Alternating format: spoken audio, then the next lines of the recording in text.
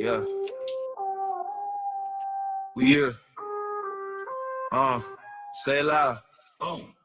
Ball boxing and blunts, we here. Whole squad in the cut, we here. Hands up if you up this year, we here, we here, we here, we here. Ball boxing and blunts, we here. Came up out the mud, no fear. Say it from your chest, make it clear, we here, we here, we here, we here. Full court press on a Friday. Backboard shaking in the driveway. Sweat on the floor, got the side fade. Still hit the step back sideways. Hands taped up in the hallway. Shadow box hard on the off days. Jab so sharp, leave a jaw days. Look so mean, make the crowd crazy. Backseat full, past that. Long day, let the smoke map that. Laughing with the fam, we past that. Broke gold life like a bad habit. Numbers on the board when I clock in. Gloves hang up, then we clock in. Light one up for the losses. Two more up for the progress. Ball boxing and blunts, we here. Whole squad in the cut, we here. Hands up if you up this year, we here, we here, we here, we here. Ball boxing and blunts, we here. Came up out the mud, no fear. Say it from your chest, make it clear, we here, we here, we here, we here. Ball boxing and blunts, we here. Whole squad in the cut, we here. Hands up if you up this year, we here, we here, we here, we here. Ball boxing and blunts, we here. Came up out the mud, no fear. Say it from your chest, make it clear, we here, we here, we here, we here. Early in the morning, hit the park first. Net torn up, but the shot work. Crossover cold, make the ground hurt. Whole block deal when the rim burst. Late night rounds in the basement. Mama upstairs hit the pavement. Every little thud is a statement. Every little thud is a payment. Roll up, talk dreams when the smoke rise. Plotting out plays for the court side. Talk about belts, talk about courts. Trials, every bruise turn war strikes. Cousin in the back still laughing. Chain on swing while we passing. We ain't had much, but we had this. Ball boxing, more blunts in the plan, kid. Ball boxing and blunts, we here. Whole squad in the cut, we here. Hands up if you up this year, we here, we here, we here, we here. Ball boxing and blunts, we here. Came up out the mud, no fear. Say it from your chest, make it clear, we here, we here, we here, we here. From the curb to the canvas, we here, we here. From the park light shining, we here. To the chair. From the first small bag, we here. To the big bag, same crew, same block, same tag, we here, we here, we here. Ball boxing and blunts, we here. Whole squad in the cut, we here. Hands up if you up this year, we here, we here, we here, we here. Ball boxing and blunts, we here. Came up out the mud, no fear. Say it from your chest, make it clear, we here, we here, we here, we here.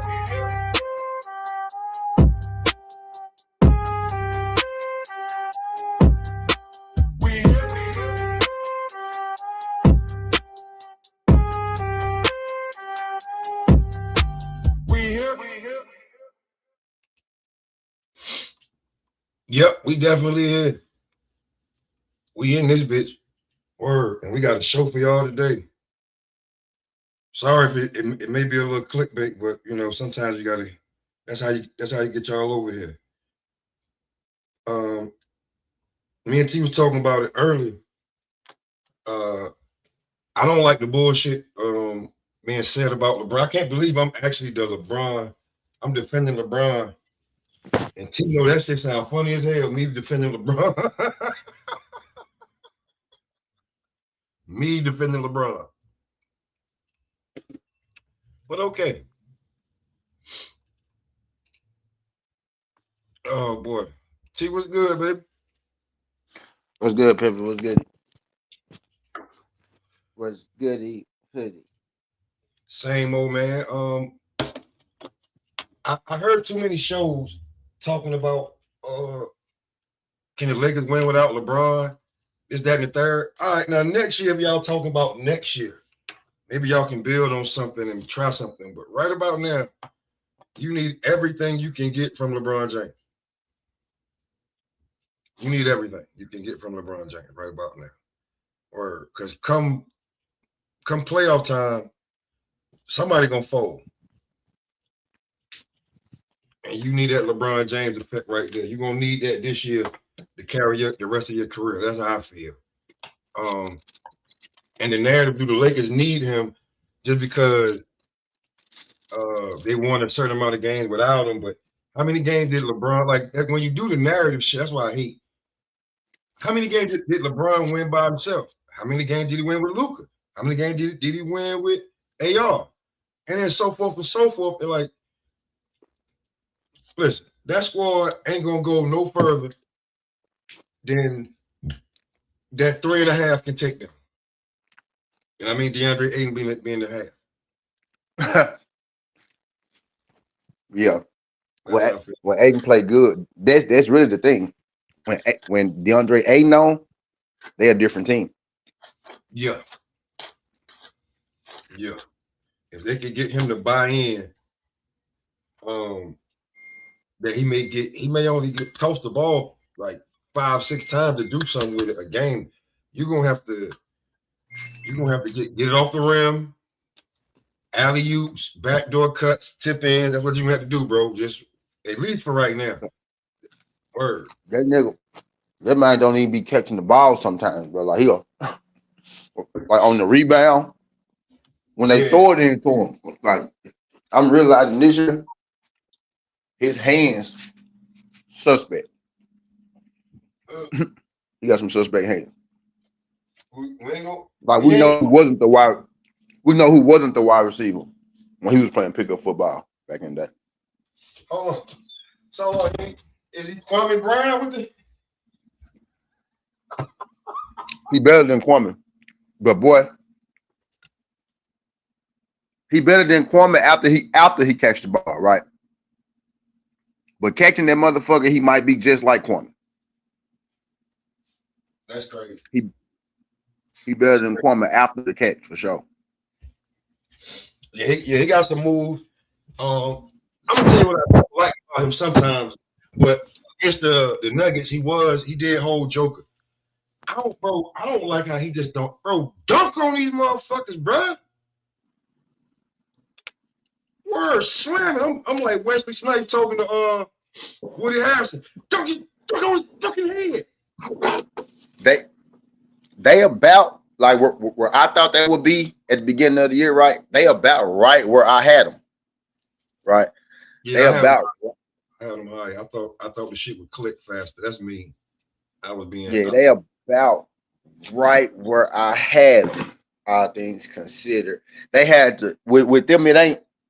It's them finding their roles. They had to find their roles. They know LeBron missed time, then he came back. Not even finding their roles, right? LeBron had to accept his role. You know what I mean? He had to accept his role. And the better that LeBron can accept, that you got to let these young bulls, kind of do their thing. And then when they need you, you be LeBron. Yeah. There you go. I think offensively, that would make them click, a lot more fluid, like, and just pick up when they having off days, but let them, pretty much, do what they do. Because you kind of Reeves being your rookie, bro. If you tell Reeves to get off the ball, Reeves gonna get off the ball. If you tell Reeves spread out, Reeves go spread out. You know what I mean? Because he was your rookie, so he go listen to you. But you said this a long time ago. Brown said this a long time ago that Reeves was gonna be great, and now Reeves is great. So now Reeves actually has to step into that second spot. Like for the Lake, if it's people making it about LeBron when it's really not. LeBron he's not gonna lead them to this championship if they go win it. Then the news just broke about Charlo WBA belt. Damn, I was a day late. I should have dropped it. I said I was gonna drop it, but I did. But anyway, I digress. It be like that sometimes. But I digress. Do that? Can we? Because Charlo is part of what we're gonna talk about after we get off the basketball. Yeah, ESPN dropped it now though. But then I should have did that this morning when I was thinking about it. But anyway, I thought people would be a little slower to it, but guess not. But I digress. It really ain't like it has it ain't.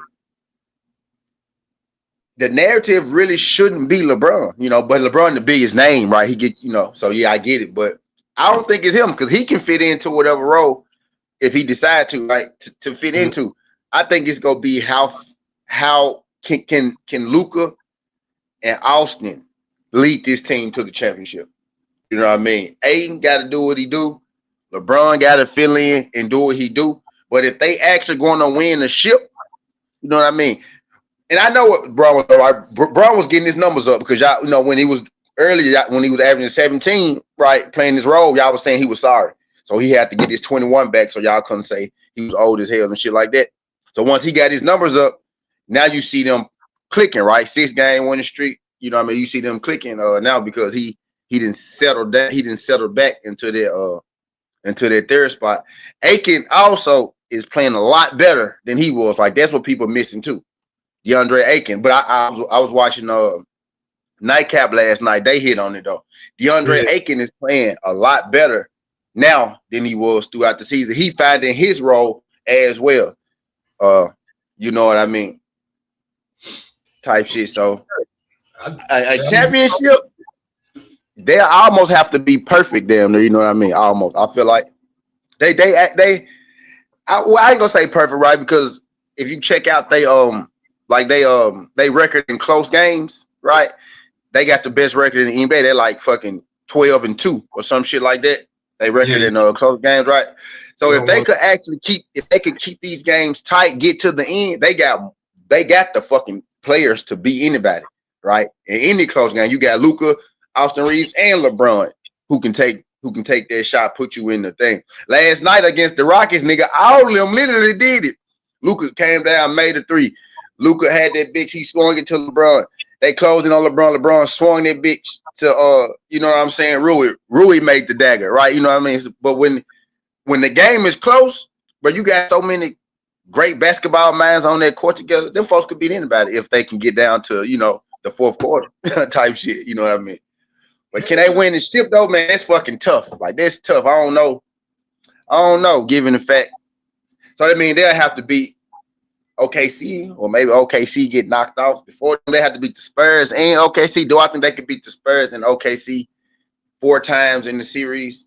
Talent wise, it's there, right? But I think I have to see what they look. I think I'll be able to answer that question maybe after the first round or some shit like that. You know what I mean? But right now, I'm gonna say no. Nah, I don't think they can win no ship.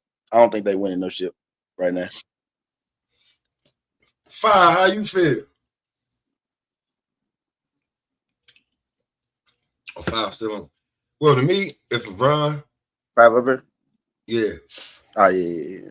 To me, if LeBron, I know it's like they kind of got him in like we saying third role, but I feel like right now at 40, with the shape that he's in, the team that he got, he can actually play the last 3-peat Mike role, if you know what I'm saying. Where everybody starts off getting theirs because LeBron can get his whenever the fuck he want. Especially you ain't asking them to run and do all and be controlling the offense then like the entire first half. Now the second half, let come mid-third, late third, get LeBron the ball, get the fuck out of the way. We know he's gonna make the best play. Let's not act like he's not gonna be looking for, and if he open. But the thing with that is Luka can't play off the ball. LeBron can. That's why you gotta let Luka work. You gotta let Luka work. You have to let Luka work. Because LeBron actually has a game to where he could play off the ball. If Luka get off the ball, we all know Luka gonna do. He gonna go over there and look. Right? He not a cutter, he not a slasher. He don't even set LeBron to set a pick, right? Luka don't set picks. You know what I mean? So now it's look with the way I get what you saying. Like if they need him, hell yeah. If they need, I said if they need LeBron, then you be LeBron. But man, let them young boys work. Until they need you, they gonna need you mid-third quarter. Man, they got Austin. Do you see Austin Reeves right now? They don't need LeBron mid-third. I say they gonna need him in the second half for sure because we don't know how they bench depth gonna always play out. And that's what that's gonna be the key for them. You know what I'm saying? Yeah, Luka, Bron, and Reeves, yeah, that's cool. Rui, you know what I'm saying? Everything after that is what's gonna be the important pieces. If they doing their job, then they have a stronger chance, in my opinion. So do I see them winning it? They could, but it's gonna be tough. You know what I'm saying? It's gonna be tough. But they got a chance. It's all about who the healthiest when the time is right. That's how you win championships. Defense, depth, and health. That's what's going to win your championship. You know what I'm saying? You got to score, but if you got the depth and you healthy, bro, you straight. Big Finch salute. We here. That's how I look at it. I just don't. Can they win it? Sure, they could, but it's gonna be tough, especially with Tatum them back. Cavs, you know what I'm saying, look solid. Sure, the Pistons solid. You know what I'm saying. You got teams in the West out here kicking ass. So like, yeah, they doing their thing, but can they win a 7-game series with this roster? That's what I have questions about. I think you don't want to play. You don't want to play LeBron, Luka, AR, and the rest of the damn cast in 7 games because that old man that's still built like he was chiseled from granite, still the smartest motherfucker in the NBA. He gonna figure out a way. Iman done told us plenty of times. JR done told us, all of it, everybody. He gonna figure out a way. If you fuck around and let LeBron get your damn your arithmetic down, I don't care if it's Chinese. He gonna figure that shit out. That boy speak Mandarin. How about that? So I feel like if come mid-third, end of the third, like in that fourth quarter, give LeBron the ball majority of the time. I ain't gonna say, well, yeah, get out the way, man. Get out the way. I ain't say he just gonna take over the whole shit, but yeah, give LeBron about a damn 6-7 minute run. Just get out the way. Word. Guarantee you're gonna be up at least 8. Then you can go cooking niggas because then they're gonna be trying to do too much to try to get back. Now you got them at disadvantage. That's how they've been kicking everybody ass lately, except for that the last game against Houston, where they proved if you keep us close, we gonna get this win. Real talk to me. Vay, what's good? Vay in the building. What they've been doing during the streak is they've been playing Rui, Marcus Smart, and off the bench they've been playing Rui, Marcus Smart, Jake LaRivia. Is Kennard getting burned? Or Kennard, Kennard. and Kennard. Yeah, and Kennard. Yeah. Like I don't, everybody feeling like, bro, it's March, bro. Everybody feelings can go home. This is year 21 for is it 21 or 22 T for LeBron? I don't want to discredit that. Is year number 21 for LeBron. Well, I mean, to be truly honest with you, his last high school year was damn near NBA year, the way they were following that boy around. So yeah. No, it's 22. For 22, ain't it? It's 22. See, I don't want to discredit it. I want that man to get his credit. But he's 40. Came in who's 18. He's 40. That's a fact. Yeah, his mama had to sign his damn check, right? In the beginning. Who the fuck? But yeah, man, like I feel like they got that sleeper's chance where everybody may be like, this team should win, that team should win. And shit, I know he older, but I remember I was talking shit about LeBron gonna lose that last year in the East before came over there. Before Kawhi came over there, and when he went over there and beat Toronto and beat Chicago and beat Boston, I didn't think he could do that. And I think you might get that same fucking LeBron come playoff time, the way this team's playing. Free, what's good? My only thing is, can he do it for in that 7-game series?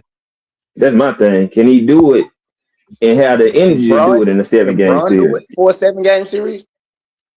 At this age? That's what I'm saying. At 40?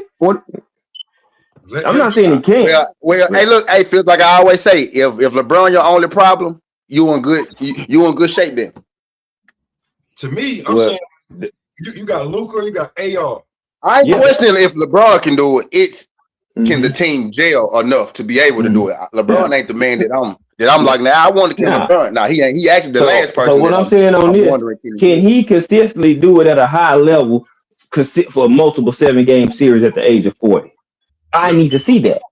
That's my thing. Like I need to see that shit, bro. I need to see if Luka can, you know what I'm saying. You know what I'm saying? But LeBron ain't the guy that he gonna be okay. He gonna be okay. Bron is Bron. Okay. Yeah, exactly. He's too smart. He gonna figure it out.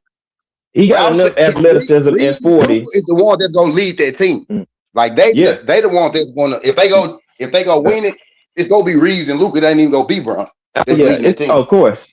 And my thing is that Luka and Reeves gonna be asking Bron to do the least amount that you've been asking him to do. At least it should be that way. You know what I mean? You'll be Bron, just get in where you fit in, like he been doing. You know, on this win streak, right? Just get in where you fit in. Let them boys, bro. What he need to do? Let Kareem. He need to take a page out of KD. Let Cream and Wheat run the show, and then you get in where you fit in. You get in, and then you get in where you fit in. Let Cream and Wheat do their thing. Hey, Bills, on some real shit. Before Freak join the show, when you got Greg Popovich, Phil Jackson, Chuck Daly type mind on the court, we all streaming. That's what's up. Coaching, you ain't gotta worry about like all what you call gotta be over there. All JJ Ray gotta do is know to call the time.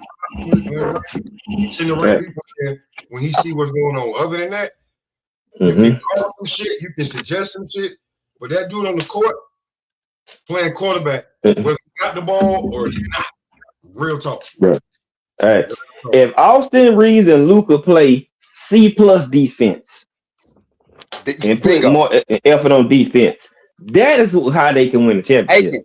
If they DeAndre Aiken too. He got to play big. He got to play like a big dog. You know what I'm saying?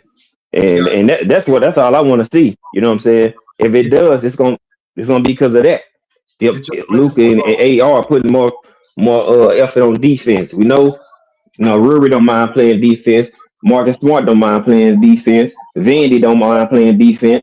You know what I'm saying? Like, you got the player, so JJ Redick gonna have to be strategic in the playoffs in these series with his lineups for the better defense. You got instant offense with 3 people. Luka, AR, and Bron, they can get a bucket when they want to. Exactly. You know so again, that fourth quarter, that close game record like 12-2. You know what I'm saying? But they beating everybody if the game close. They got the offensive players at the end. If they can keep the game close, like defensively, bro, they could beat. They can beat anybody if they in that fourth quarter, bro. You got 3 assassins, pretty much. You know what I mean? They could pretty much beat anybody in that fourth if they could keep that game close to that fourth. You know what I mean? Free, what's good? And then you got my bad. And then the Spurs young, right? Okay, C did it young, but the Spurs kind of young still, so you just never know. I think the main focus when you get to those series is how do you manage the time of LeBron and those older guys? Because if you got LeBron playing 38 minutes, 40 minutes a game, and you in a 7-game series, LeBron ain't gonna be no good if y'all do happen to make it to the Western Conference Finals or the NBA Finals.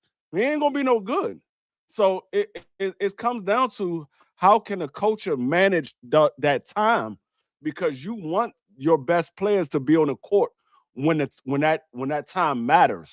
You don't want your backups on the floor. You want your best players on the floor.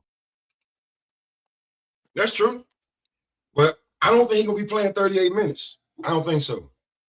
I don't think. Yeah, I also don't think they gonna need his ass like that. From what I mean, I don't think they gonna need his ass like that, bro. I'm telling you, bro. Them white boys is cooking right now. I'm not even talking about just LeBron. I'm talking about your top players. Yeah, everybody as a unit. Yeah, D-Free. Now I'm with you, D-Free, as far as they go. I think it's just how they go. LeBron is basically, bro, the leader of the role players now, but he's the 3rd scoring option. So he gotta pretty much like you said, he the quarterback, but he's the quarterback, but he got But he got fucking Michael Irvin and Emmitt Smith. You know what I'm saying? Next to him, but he the quarterback though. But you get what I'm saying? It's one of them. You know what he doing? Going on. He is assuming his Dwayne Wade role in Miami. That's what he's doing. How you know how they was going? They were struggling trying to figure out the first year or two. But once they figured it out, he is doing his Dwayne Wade shit, bro. What Wade did to him, he doing it to Luka and AR. Look, I'm still the leader. Really, it's eight. Y'all are younger. Right, no, facts. Yep. Facts.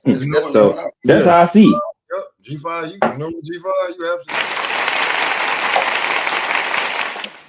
That's exactly man, we do this shit, bro. Y'all need to pay us for this shit, bro. We do this shit. Come on, man. We do this, man. We wake up out the bed on sports time. This team, and he just showing them how to win, bro. Yeah, bingo. There you go. He's showing them folks how to win. Like he like, realized he like I said, he probably could do that shit, but he can't do that. He can't do that shit from the first to the fourth no more. You know what I mean? He gotta let them young because they can still do it from the first to the fourth. You get what I'm saying? He gotta let them do that shit. And then when they need him, LeBron, if LeBron have to give you 25 and 30 points, bro, something went wrong. Something went completely wrong. Oh, somebody. You know what I mean? Right. There you go. Something went wrong. That's the seatbelt. I got my seatbelt. Oh, the car. That nigga Bron. That nigga the seatbelt and the airbag. Your anti-lock brakes, all of that, bro. So it's like, some man, bro, you get all of that, bro.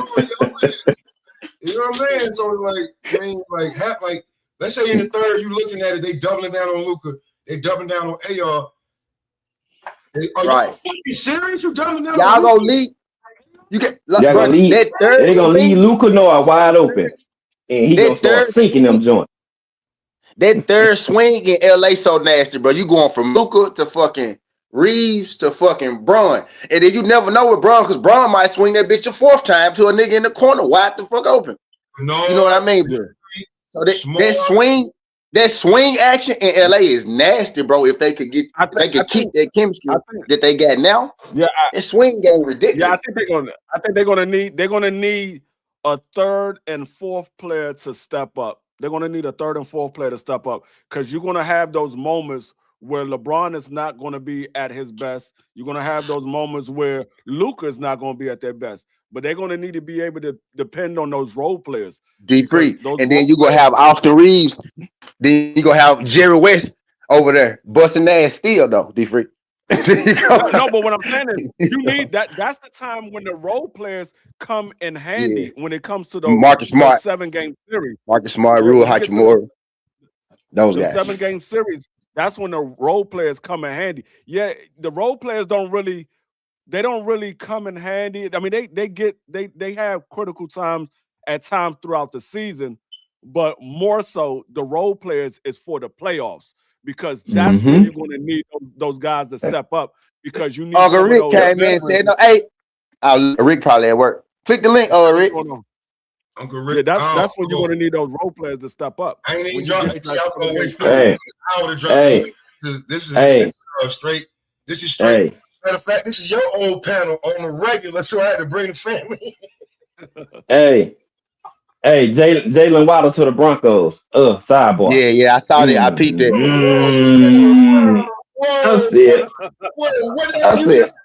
You said who to the Broncos? Jalen Waddle to the Broncos. Ooh. Yeah, I saw that. That's a nice pickup. Look what the Broncos gave up. Gave up a third and a fourth round pick. No. Mm-hmm. They gave up a first round, a third round, and a fourth. Get the I missed the first. I thought it was just the third and the fourth. I missed the first. Oh man. Just for Waddle? Yes, for Waddle. I just thought it was a third and a fourth. It was a first two free. Oh man. Well, look, I'll tell you this. Bro. I know that first damn. But I mean, okay, but I'm gonna go ahead, Pop. He liked that, man. That dude liked that, man. He had Tyreek Hill. It was him. But he liked that, bro. I fuck with Waddle. He liked that. Waddle's a good player. I think he cold, bro. I think he cold, but a first, third, and a fourth, bro. That's 3 starters, bro. But see, That's 3 starters. Waddle is Two good. stars, 2 stars at least. You know what I'm saying? But see, the thing is, when Waddle Denver though, he hasn't hit you know, you don't 1,000 need yards necessarily. in 2 years. He hasn't hit 1,000 yards in 2 years, and he's been injury prone the last couple of years. He's only, he's 27 years old, so he's still kind of young. Yeah, but yep. the not hit 1,000 yards in 2 years and to be injury prone the last couple of years, I don't know if I would have gave up that much for him. I would have maybe 1 or 2 Bruce picks, Gass. but I don't know about 3. I don't know about 3. But when you Denver though, y'all, like think about it like this. When you Denver though, you know, Denver, they good on defense, right? They got you know, the rookie running back, and then they got Dobbins. But when you Denver, you kind of just need a little bit, right? You probably don't even need them that third or fourth, you know, pick. You know what I'm saying? With your team already being solidified, you know, you already having a veteran team type shit. To Waddle's credit, you getting 700 to 1,000 yards with a inconsistent tool. You have a Skylar Thompson coming in, or whatever his name was. You like who is my quarterback? You know what I'm saying? So I mean, I can't say that, but he has had injuries, but he's still, even with injuries, he's still damn near getting 1,000 yards. So I mean, I see what they looking at, but you know what I'm saying? Reality, you gotta sit in at the same time. Okay. Too. If you the Broncos, it's okay to give up them picks. If you the Titans, it will be done. But it's okay because it's the Broncos, because y'all not building. Y'all got y'all team already. You know, y'all got y'all squad. So he just a piece to help y'all win the ring, not help y'all rebuild. So I get that, but damn. So first, third, fourth. One first, maybe. A third and a fourth, maybe. But all 3 of them together is kind of steep. Think about this now. Now you got Sutton on one side, Waddle on the other side, and you're gonna put Troy Franklin in the slot where they wanted him to be anyway. Come on, man. Bro, as soon as I seen the move, I said, I see what's going on. If they trade Sutton, flag on the play, that's stupid. If they keep Sutton, then it's smart, flag on the play. But if they trade Sutton, that'll be dumb to give up all that. Now they gonna keep him because now they helps out both Knicks now. Now they got 3 receivers. They got 3 of them. They got their slide. They got their 2 outsides. So now, and we took one of them though. I think, we took one of them from them. We signed. Was it Troy Franklin? Tennessee got. I think we get one of them. Oh, but they Franklin still got another one though. They still got another one though. Oh, they let Franklin go? You know, they had 2 little speedy receivers. It was Franklin and it was another guy. And Marvin Mims. We got him. I think we got one of them. It's either Franklin or Mims that we got. We got one of them dudes though. Listen to the receiver numbers for the Broncos last year. You had Sutton, 74 catches for 1,017. Big SMU. You had Troy Franklin, 65 catches for 709, 6 touchdowns. You had Evan Ingram for 50 catches, 461, 1 touchdown. RJ Harvey, 47, 356, running back. 5 touchdowns. Marvin Mims Jr., 37 catches, 322, 1 touchdown. And Pat Bryant, 31 catches, 378, 1 touchdown. So he started doing work when he came in. The next closest person to 1,000 yards was Troy Franklin, and he was only behind Corey Sutton by 9 catches, and he was 300 yards away. He was 300 yards away. I mean, he was only behind by 9 catches. So I mean, he might can get 1,000 yards there.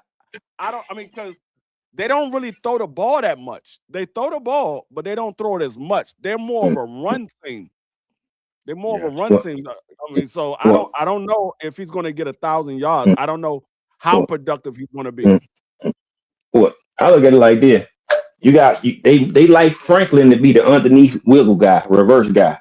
He had to play outside more last year. You know what I'm saying? They really want him to be in the slot. All right. Yeah. Cortland Sutton is more of a deep ball threat, slant post type of, in the street type of guy. You know what I'm saying? Because he's 6'5". You know what I'm saying? He's not running the full route tree. Then you go get a player like Waddle who can run the whole route tree. Whether he need to go underneath, through the middle, downfield, reverse. He do all that. So they, you know what I'm saying? You got your underneath man, your all purpose, and you got your big body receiver. If they smart, it should open the field up for them.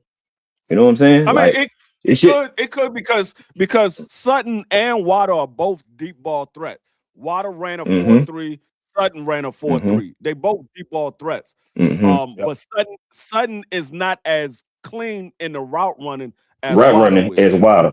Yeah, Water get open. So Sutton great each at the point of attack of the ball. They could complement each other. It's just a matter of how many opportunities are they going to get, because like I said, they're not a passing type offense. They do pass the ball, but not as much as some of the other offenses.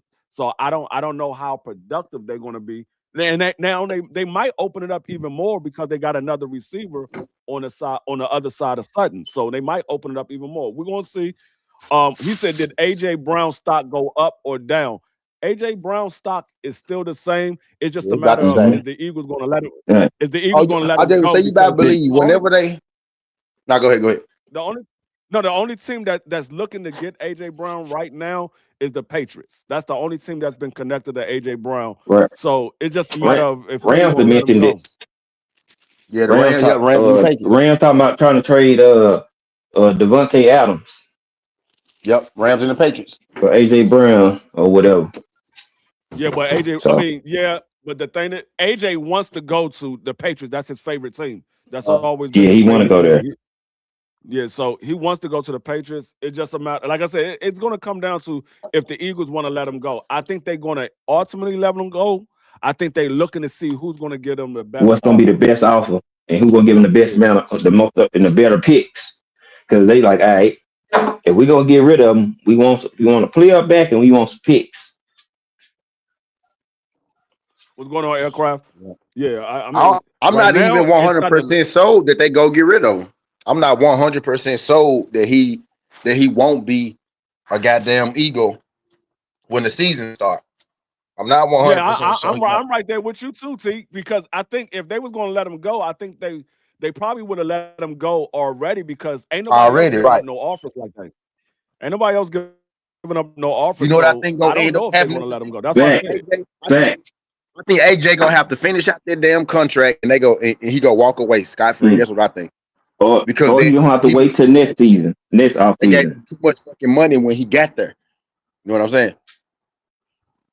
Yeah. Not too much. Not too much. I mean, not working. They gave him a lot of money. They gave him a lot of money when he got there. I should say. I agree with both of y'all on that. Because look, we done had 3 D linemen to get $100 million contracts. Yeah. Y'all, the one y'all picked up, or whatever. Yeah. You had Hendrickson, and who else got 100? Somebody else did. So you got D linemen already getting 100. You know what I'm saying? People already shot out $100 million contracts for defensive players. Yep. You know what I'm saying? Yeah. So it's like people using a lot of their budget. So if he's gonna be gone, where he gonna go? Million the first day. They spent 180 million the first day, something like that, right? Mm-hmm. The Raiders, man. Like, hey, man, hold on to that money. Ain't gonna get you no win, bro. For real. You have to make that's a fact. But see, now they say since Matt Crosby trade return, they got that money back on the books or whatever they was gonna do. You know what I'm saying? They already signed some more defensive players to back him, because they picked up some solid defensive players to go along with their defense, but you got to score too. Yeah. Right now, it's starting to look ugly. It's starting to look ugly in San Fran right now, because San Fran is trying to hold on. They're trying to hold on to Brandon Ayuk for a 7th round pick. There is no team that's going to give him a 7th round pick with the contract that he got with the 49ers right now. You know, people say, well, he can go to that team and restructure his deal. The only team he wants to go to is Washington. So if they trade him to a team that he don't want to go to, you're like, I'm not restructuring my deal. You're going to pay me what my contract is. Yes. I'm not restructuring nothing. They not. They can't trade him. They can't trade him if he don't agree to it, because ain't no team gonna pull their trigger on it unless they think they can persuade him after he get there, type shit. Mhm. He ain't being persuaded for He's, nothing. I He hate to like, say nope, it, but I don't I would think the just sit right here. Lakers Y'all go can ahead. win the West. How their roster is built with their rim protection. Though what I was saying, I think I told Pop that debate. I said it here too with Aiken. I think Aiken is the X factor, bro. I think Aiken really is going to be there. Cause I trust in Luka. I trust in Austin. I trust in Bron. But y'all know how I feel about Rue. I think Rue, bro. I think Rue can come to Memphis and be Rue the Gay. Fuck you talking about, right? I trust in Rue. We know what Marcus Smart about, right? We know what Vando do. Vando, I'm taking Vando in that back alley with me, and we go come out that bitch. You get what I'm saying? I'm I taking know what Marcus Vando Smart in go that do. back alley too. Marcus Smart, he Bingo. gonna shank a I know nigga. what they gonna do. It's Aiken, bro. Aiken got all of that talent, bro. All of that potential. Mr. Double Double. You supposed to be the difference maker. You replace AD. Bro. He gotta Can't, be more consistent. He gotta be better. hey, can we get the poison DeAndre Ayton? That's why they went and got you, fool. You was balling. That's why they went and grabbed you, fam. Give him the Portland I think DeAndre Ayton. He was hooping. I'm like, Mr. man. Double Double, man. I don't know what we want He Mr. was Double averaging Double what, back. 18 and 12 or something for Portland? Mr. Double Shit Double like back. that. That's what 18 and 12. 18 and 12. Hey, quick. Mhm. I'll You know say what I'm this, saying? bro. So, I'll say this, bro. mhm. I know where DG. I know where, like, cause we talking about how LeBron had to accept his role. Let's not forget, Yeah. bro. DeAndre Ayton is a #1 draft pick who was like when you look at his draft prospect and where he could be, they had David Robinson there, bro. Like he got a little ego with him too. Like it ain't like he Kwame Brown bust. He been getting busy. He been to the finals. He was a big intricate part in that. But now they tell him, hey, you fourth option and get it off the rim. Like he on some Brandon Haywood shit going to give it a ring his room. Like, hey, we can talk. Yep. You know who they need? You know who they need DeAndre Aiken to be, bro? Who they really need him to be, and he can do it because we just talked about 18 and 12. Dennis Rodman. They need him to be that Dennis Rodman right now. Since we like bringing Mike up and shit, he got to be that Dennis Rodman. Yeah. Right? No, T. You know what I mean? Some days, #1 pick, bro. The #1 Hey. pick. That's crazy. I mean, See, he need to give him. I He need think- to give him the Bulls version of Horace Grant when he was getting buckets. Like you got to be offense and defense, bro. If he Rodman defense, Horace Grant offense. I think. Do what I was saying. Do what I was saying. Now, hey, if Mhm. I ain't mistaken, Rodman averaged like 13 points, something like that, in the playoffs. I mean, I think a lot of times, I think a lot of times these top players that come out and they get #1 draft pick or their star or other teams, I think when they get up there in age, they don't know how to recondition their game. They don't know how to recondition their game and realize you're not the star anymore. You're now the number 2, number 3, or number 4th option.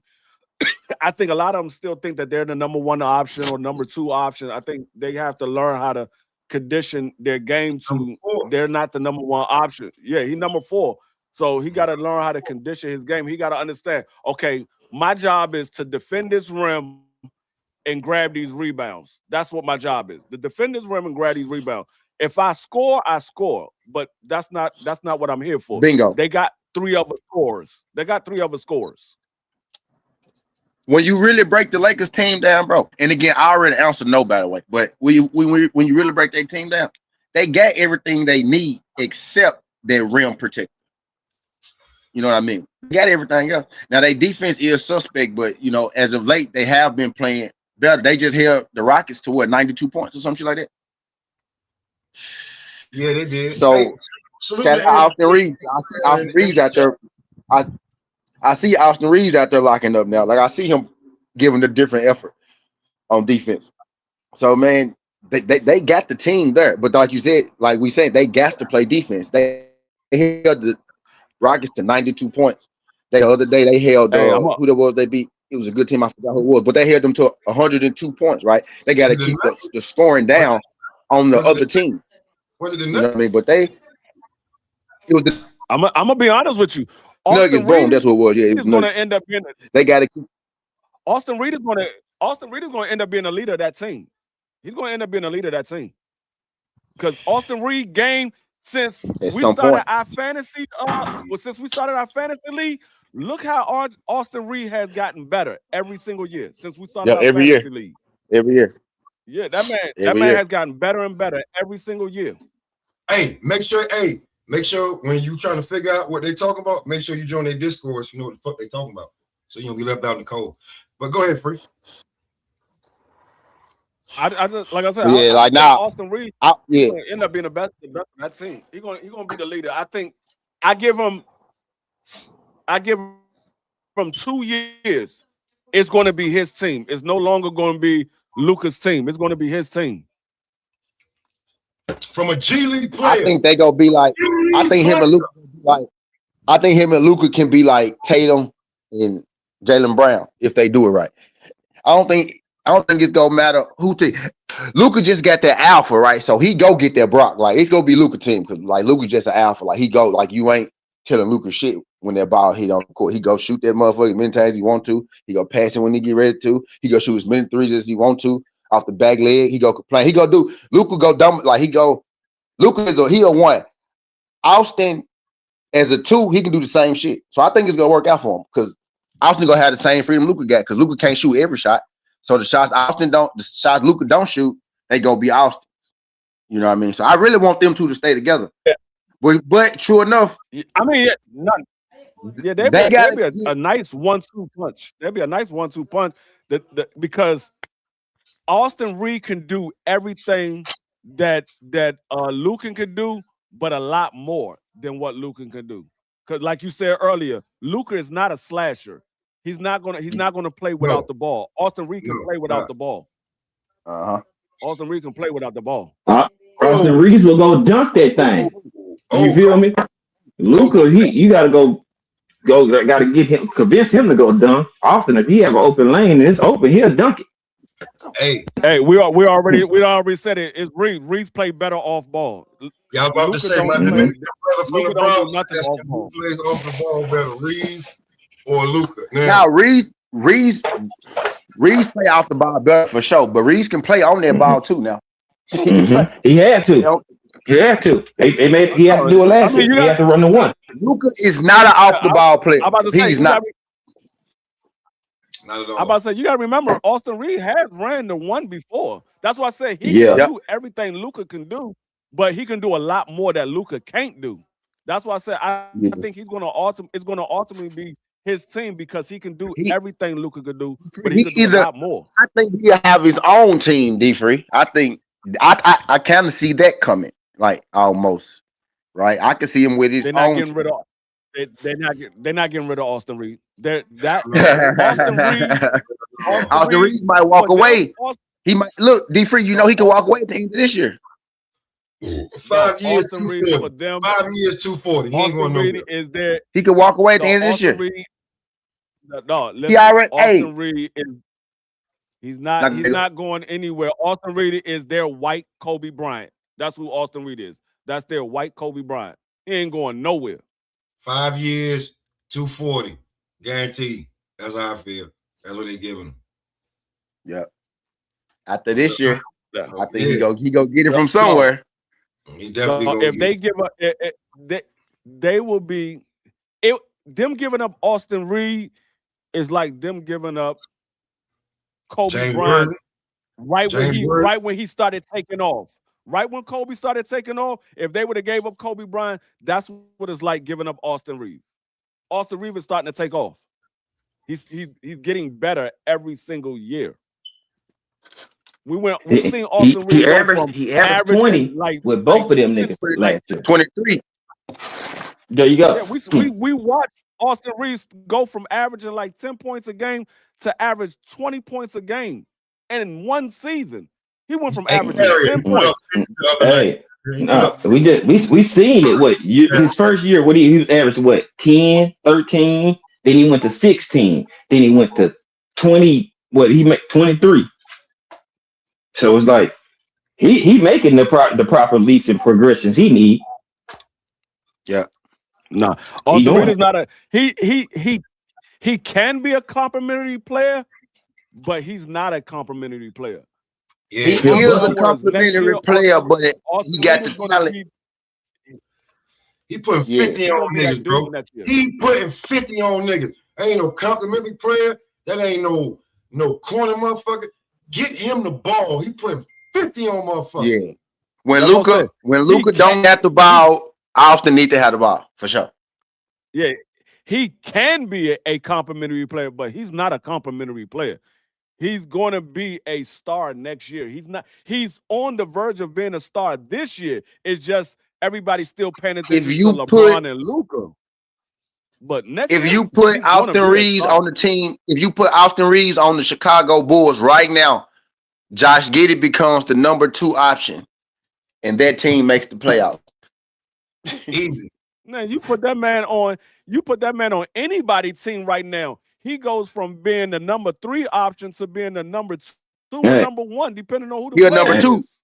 He a number 2 hey, option it right don't now, D matter. Free. Send, LeBron the number send 3 him, option. send him to Dallas. We can use another glass of milk over there. That's He gonna cold. compliment. LeBron Hey, listen. He said, LeBron the number 3 option, no. D Free. Yeah, we can use Hey, another glass of LeBron is milk the over number there. 3 option.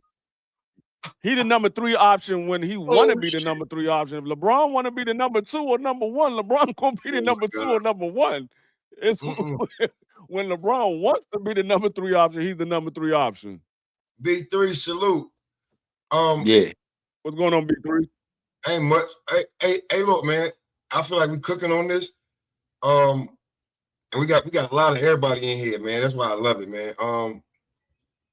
Ba ba ba ba. Y'all want to talk about Boots&Xander, or the Haneys want all the smoke, or Yeah. y'all want to talk about Charlo about the revive? What is it? You said 160 T you wanted to do? 60 now 68. 68. He about to What? he about to fight. He it ain't official yet, but he working out a deal to fight the guy that beat Caleb Plant for the belt. You know, they elevated him to the champ. Yeah. So Jamal trying to fight. Jamal gonna fight him at 168 for the title. Yeah. He about to fight. Yeah, man. What's his name? I should have dropped that shit, Pop. When I said I should have put it out there. Cause ESPN already put it out now. I mean, you called it. You called it. You can still put it out there because I haven't seen anybody cook on it yet. But yeah. Put it out there. I was mad at him when I said, damn, ESPN just I thought it was gonna take people longer to get to that bitch. I ain't gonna lie. I thought people weren't gonna even want to talk about this shit, honestly. That's my bad for thinking Jamal ain't that nigga. But yeah, ESPN already dropped this shit. Bro, we did the live on it. And I said, what did I say? No more, my bad. Thinking he not that nigga still, right? No more still. I didn't think people cared as much. You know what I'm saying? I said boxing needs Jamal Charlo back. You was like, I mean, yeah, but like I said, they need Jamal Charlo back. We need him back. Like, I don't care what a lot of people say. You need that arrogance, you need that shit talking, and he backs it up in the ring by putting motherfuckers on their back. Real talk. We need Jamal Charlo back. I don't like fuck all that. Like, you cool now, all the bullshit, the family cool. But we need Jamal Charlo back in boxing. I don't care what nobody say. I don't give a fuck what nobody say. Word. But y'all want to start with Boots&Xander or the hands on all the smoke with any and everything you've seen with them? Because it seems like Devin is a lot more influential than what motherfuckers thought.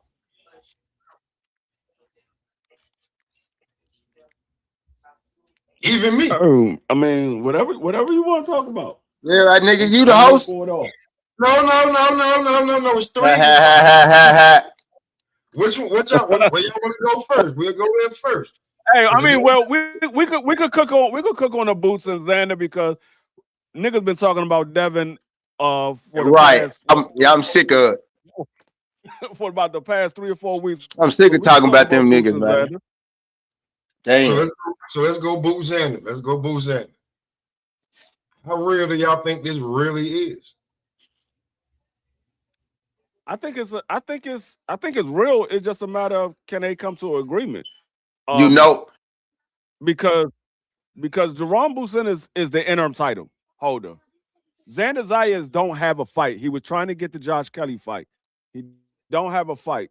So it's going to come down to where what agreement they agree to, because Xander wants to have another fight in Puerto Rico, but I don't think Jerome Busin want to go to Puerto Rico. So this fight is a big fight for Xander Zayas. Now, if he was fighting Josh Kelly, he could have made the fight in Puerto Rico.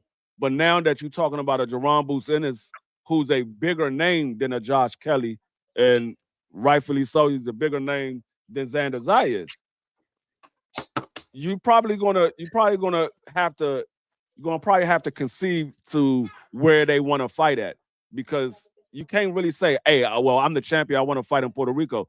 This is a major fight for Xander Zayas. He hasn't had a fight on this level, far as name recognition. So I think it's going to come down to, can they agree on where they're going to fight at?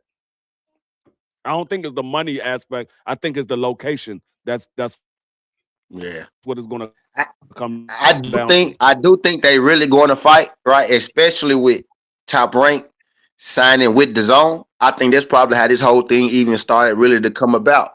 When that was the word that was when that was the thing that was gonna happen.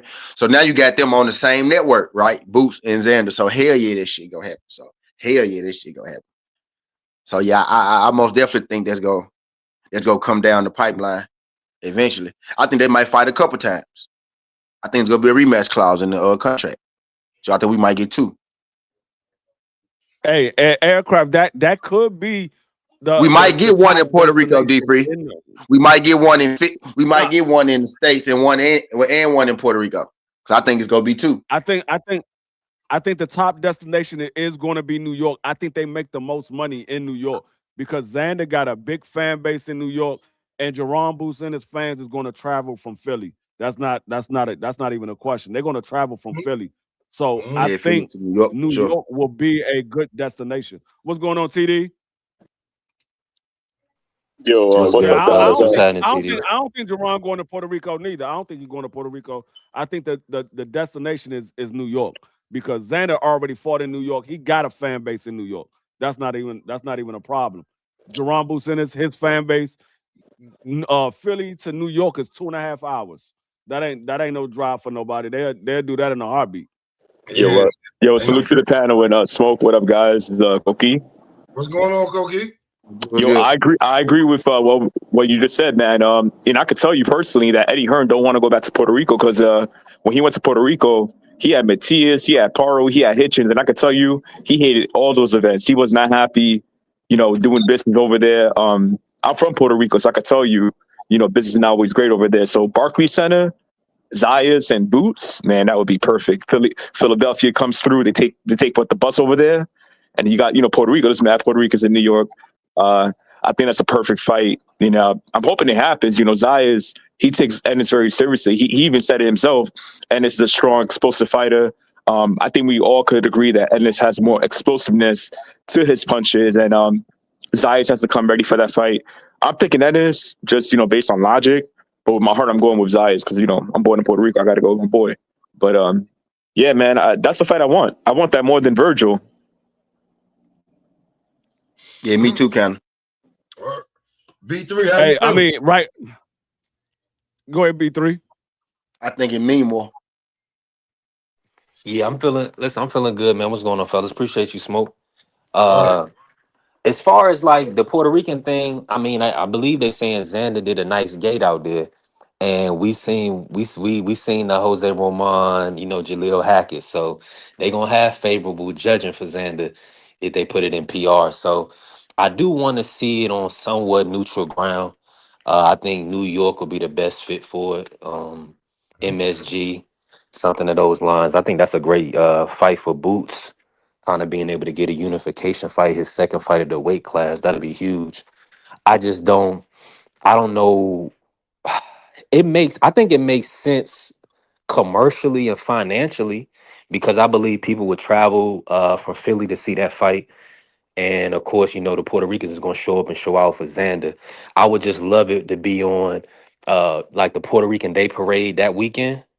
That's when I want the fight, so that way, they can kind of generate all the revenue they want for that type of event, right? That type of matchup. He can shut the city down, type of shit like that. Be truly honest with Yeah. That's like a you. It symbol of the makes sense. green print right there. That's a green print fight right there.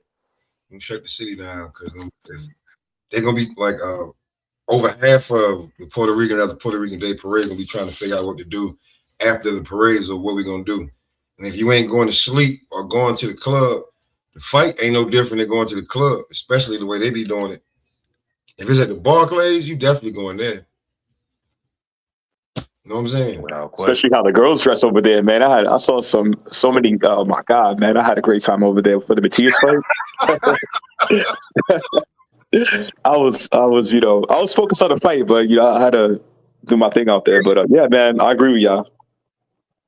If it's a date like that, then like I don't see how you're not making that fight when Top Rank just signed this deal with DAZN. I don't see how you can't make this fight happen. Yo, I want to ask you guys, everybody on the panel, do you think Eddie and Ennis, do they want the Zayas fight more than Virgil, or is the Zayas fight more appealing to them? Because they could get that done in Barclays Center. I think they want the Virgil fight more because it's a bigger fight. I think the Xander Zayas means more because it's a unification. It's two titles on the line, so it means more. But I think the Virgil fight is more money for Jerron Boots&Ennis and Eddie Hearn. So when it comes to the money aspect, they want that fight more. But when it comes to the legacy of Jerron Boots&Ennis, the Xander fight is the bigger fight, far as the legacy of Jerron Boots&Ennis as another unified title holder in another division. So, well said. It all depends on what the way you look at it. Now, I just got to put this out there, Free. Now, of course, Bad Bunny is representing Xander. Bad Bunny is pretty big, in just relations to entertainment. So, do you feel like Virgil's Mexican contingency, his support system is still Xander still has to do some more work? What's your thoughts on that? Or Bad Bunny ain't big enough? Talk to me. For example, as far as a A side. Yeah, well, not Ace, but just in comparison to the Virgil fan base and what he's going to bring to an event, and then Xander with his Puerto Rican fan base and what he's going to bring. You feel like Virgil's still a little bit more. I mean, it does boost up Xander a little bit, but Xander is still relatively unknown to the boxing fans. So it does boost him up a little bit, but that's more so to the people that like Bad Bunny. So they probably saw the Super Bowl and was like, okay, who are these guys up here if they don't know who they? And I mean, the Puerto Ricans probably know who Xander Zayas is, but when it comes to Virgil's fan base, the Mexican fan base, that's a bigger audience than it is for the Puerto Rican fan base.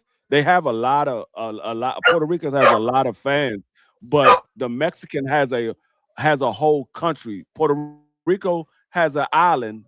Mexico has a whole country. Yeah, Mexico's population is 300 million, and Puerto Rico's population is only 3 million. Yeah. Shit crazy. So it's really no comparison. I will say, guys, I hope Bad Bunny doesn't come to Brooklyn, because if he does, those fucking tickets are gonna cost 10 G's. I'm gonna be mad as hell. Right. They better bring fucking a Tekashi 6ix9ine and somebody sea level. That don't hurt, right? Oh, he fell off. Yeah, he said that wouldn't hurt. No, Tekashi 6ix9ine. Yeah. Now I feel what Free was saying though. Legacy wise, yeah, that's how I always looked at it. I mean, Boots and Virgil have a dialogue, and of course, people want to see it because it's been years trying to be in the making. So of course, it's gonna bring more eyes because they got a timeline with each other. So, but if you're trying to get your legacy and cement, yourself and keep adding on, I go ahead and I focus on the Xander fight. If I win, get the belt. Come on, Virgil, let's get it. Shit, you can be a unified champ if you beat me. You know what I'm saying? So it still could be on the table, but hey, shit, if not, then hey, keep moving forward. Get Xander, then start working on that 154. You know what I'm saying? That's what I would do. No, I mean, Yeah, I mean, did y'all So think you get them belts, you got Fundora and them up there. So it's like, bro, you still got fights to cement your legacy. Say you beat Xander, I you mean, beat the Fundora. Shit. yeah, that's what I'm about to say. He fights Xander Zayas, he beats Xander Zayas, and then Virgil gets the winner of Keith Thurman and Sebastian Fundora. If he beats Mm-hmm. that fight, now that's a 3 belt on the line for those guys. That You makes feel that me? fight even bigger. Even It makes it bigger. even bigger. Yep. Yeah. Mm-hmm. They going to Vegas So I mean, then with them 3 belts. yeah. They going to Like folks Vegas ought with to them be 3 thinking, belts. bro. Yeah, Like they team need to be concocting these plans with them. Like, all right, look, you can't get this, but we still can move the needle. You know what I'm saying? That's what I would be doing if I'm their promoter. How we gonna continue to boost your profile, man?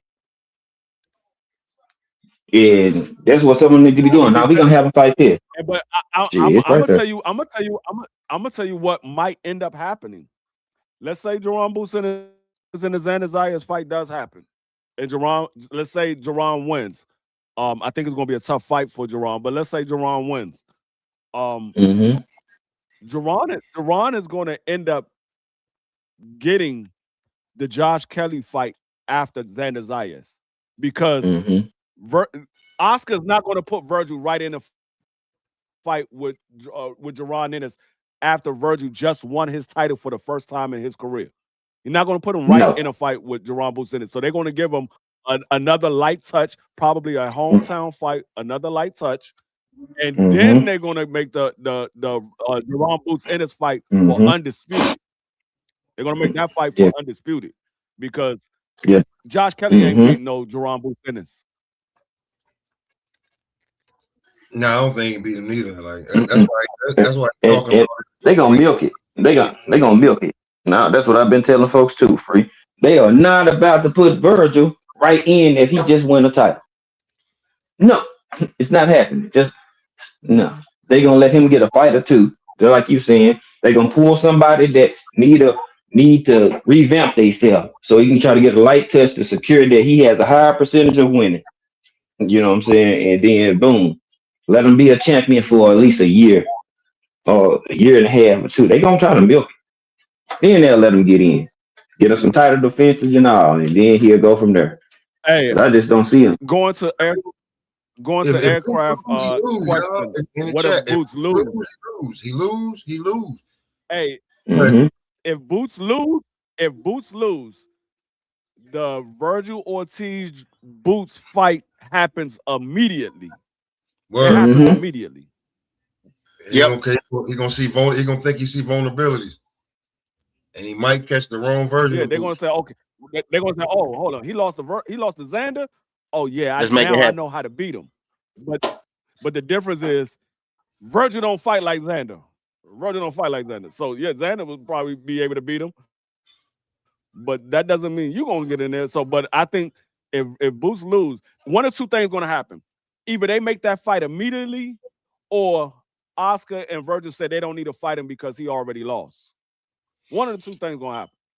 Now, Carrie, like and TD, this mystique y'all talking about, right?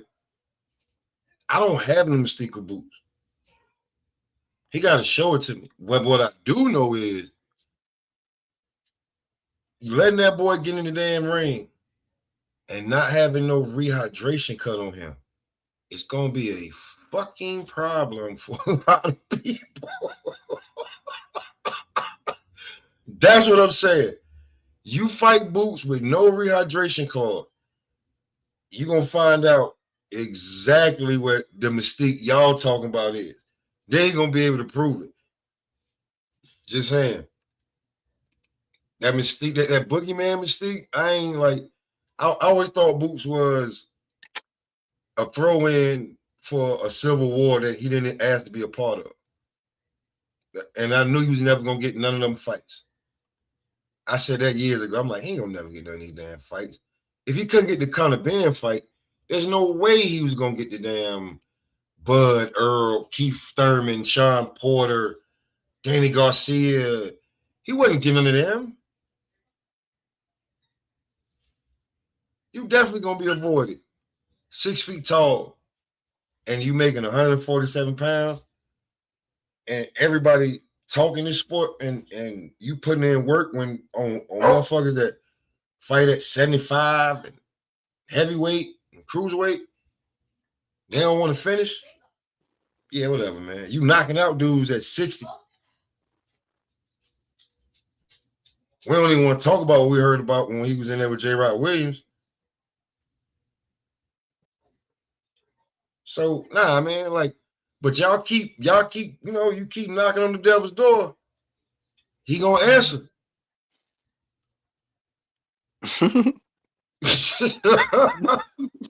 Hey, I'm ready for it. I'm ready for it. Goddamn. I can't wait to. I can't wait to somebody get in that ring with Bron. I can't wait to somebody get in the ring with Bron that think he gonna lose to. I can't fucking wait. Listen, y'all. Listen, if I'm not mistaken, that show Lucifer had a 6 or 7 year series. Do y'all really want to give a motherfucker like that the reins? That's my shit. That's my shit right there. Hey, fine. That's why we brothers. And we ain't never talked about it. But I'm telling you, will you really want to get a motherfucker like that the reins? 6, 7 year span. It's gonna be trouble because once that nigga get in the mix and get his feet wet with one of them real competition fighters, and he get packed, it's gonna be up. Like, but I feel Boots always been a step behind, y'all. It's like somebody that's a junior, and the person that they big brother is already a freshman or sophomore in college. You know what I'm saying? Like, yeah, I'm doing what y'all was doing. Y'all was here, but y'all not here no more. You know what I'm saying? So you gotta either step ahead, move your career ahead, or they gotta take a step back. Neither one of them was gonna happen. I didn't see the Boots or the Earl. I mean, Boots and Earl or Boots and Bud ever come into play or to fruition because he just he like half a decade behind. You know what I'm saying? Yep. Like you 20 what Boo was 27? Yep. Something like that. Yep. These niggas is 30, 36, 37, 38. Like, bro, they already got a jump. They want now if you was pro sooner, maybe you could have gotten the mix, but nah, just not happening. Who he gonna have to? You look at him and Devin possibly fighting before that was even gonna happen. He's a tweener. He's definitely a tweener. Just like him and Tank are the tweeners because they fall in between. Like let's say the last of them guys that we named earlier was AB. You still 3, 4, you know what I'm saying? 4, 5 years younger than him. So you're tweeners. So the dudes that are coming up that you was beating up, now that they like, I want to beat you up, you like, but you ain't even talking about shit. You know what I'm saying? But now that Boots, like you really got to get rid of all the, like, Boots got a lot of fluff on that record. Cool. That don't dismiss the talent that boy got. And if, like I said, man, you keep knocking on that door, man, one day he gonna answer. And when he answer that door, that's what you really want. That's why, you know what I'm saying, Virgil knocking on that door. He knocking very likely. A lot of guys ain't knocking. So the fight, if Xander fight him, more power to him. I think he's great, but I don't think he wins that fight. I don't think he leaves with them 2 belts neither. And to be truthfully honest with you, I don't think Top Rank, especially after landing this deal, unless the zone gonna be forcing them to make that fight, Top Rank gonna figure out another way to make Xander get another fight. Definitely get Josh Kelly or something. Definitely. But if he gets Boots, I don't think he walks out there with neither one of them belts. I think he'll move to 160. There's already a vacant belt there. He a big enough name to go for that vacant belt, in my opinion. If he can't get the Josh Kelly. Hell yeah. If he can't get the Josh Kelly fight, you talking about fighting Boots. I ain't saying he's scared, but it's what Top Rank gonna want to do, and they just got this deal. I think the reason that him and Boots probably go fight is because they got the deal. If that's the case, then that's a different story. You know what I'm saying? I'm thinking that's probably why they go fight, because they both on the same network. You know You what I'm got saying? the deal and the guaranteed bread. Okay, we already getting paid for it off the rip. All right, cool. We put it out there. That's a win-win. That's a win-win. They both already with the zone. You know, that's a company. That's an in-house fight. Now, right? Now that's an in-house fight at this point. They definitely. Matter of fact, damn near now all the fights is in-house. Because like you know, most of them gonna be on motherfucking the zone.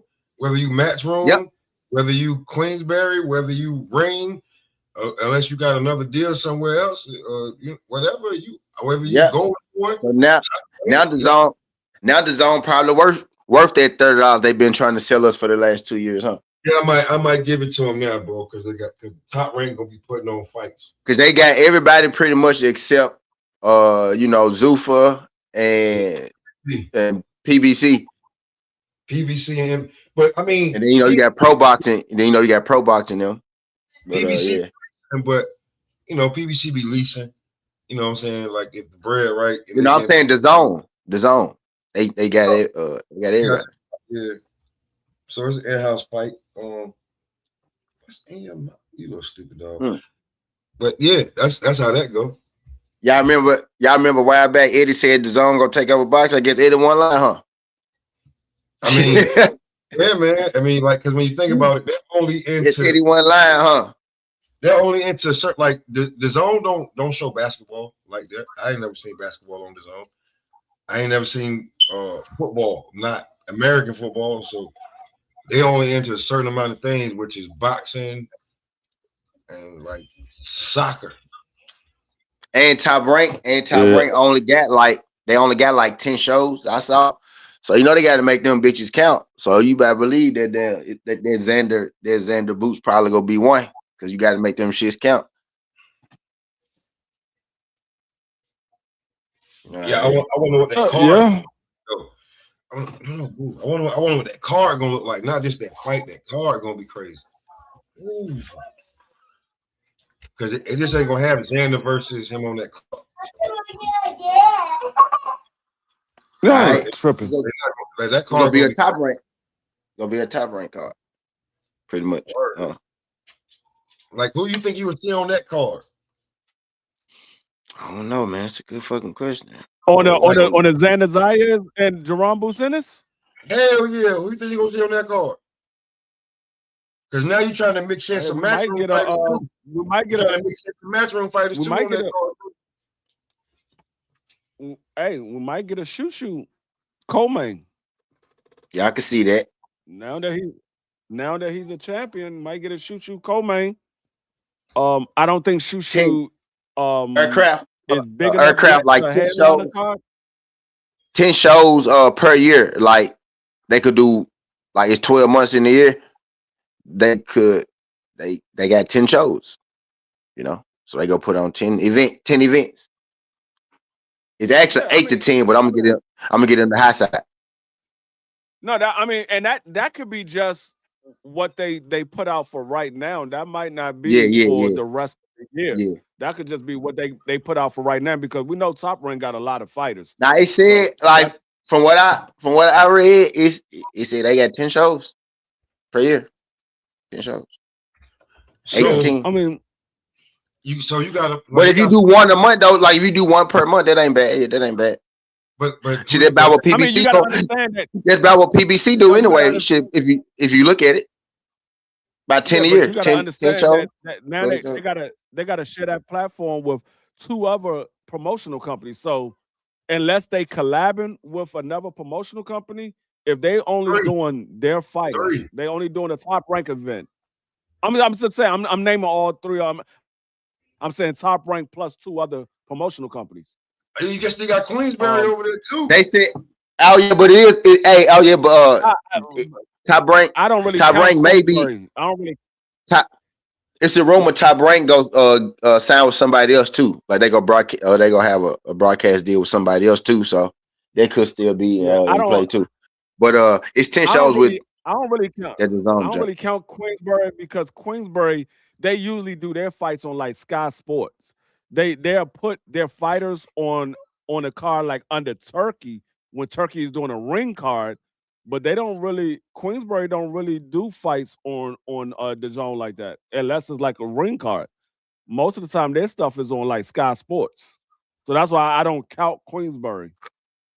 But like I said, when you have multiple promotional companies on under the same platform, unless you're collabing with another promoter, if you're doing your own event, let's say this is a top ranked event, they gotta pick certain days for Top Rank to be able to do their event, and then you got Matchroom doing their own event, then you got Golden Boy doing their own event. Shaki Foster and Ray Ford agreed to terms with Top Rank. Oh, they did agree? Yeah, they go fight on Raymond Ford about it. They go fight on Top Rank. It's Top Rank fight.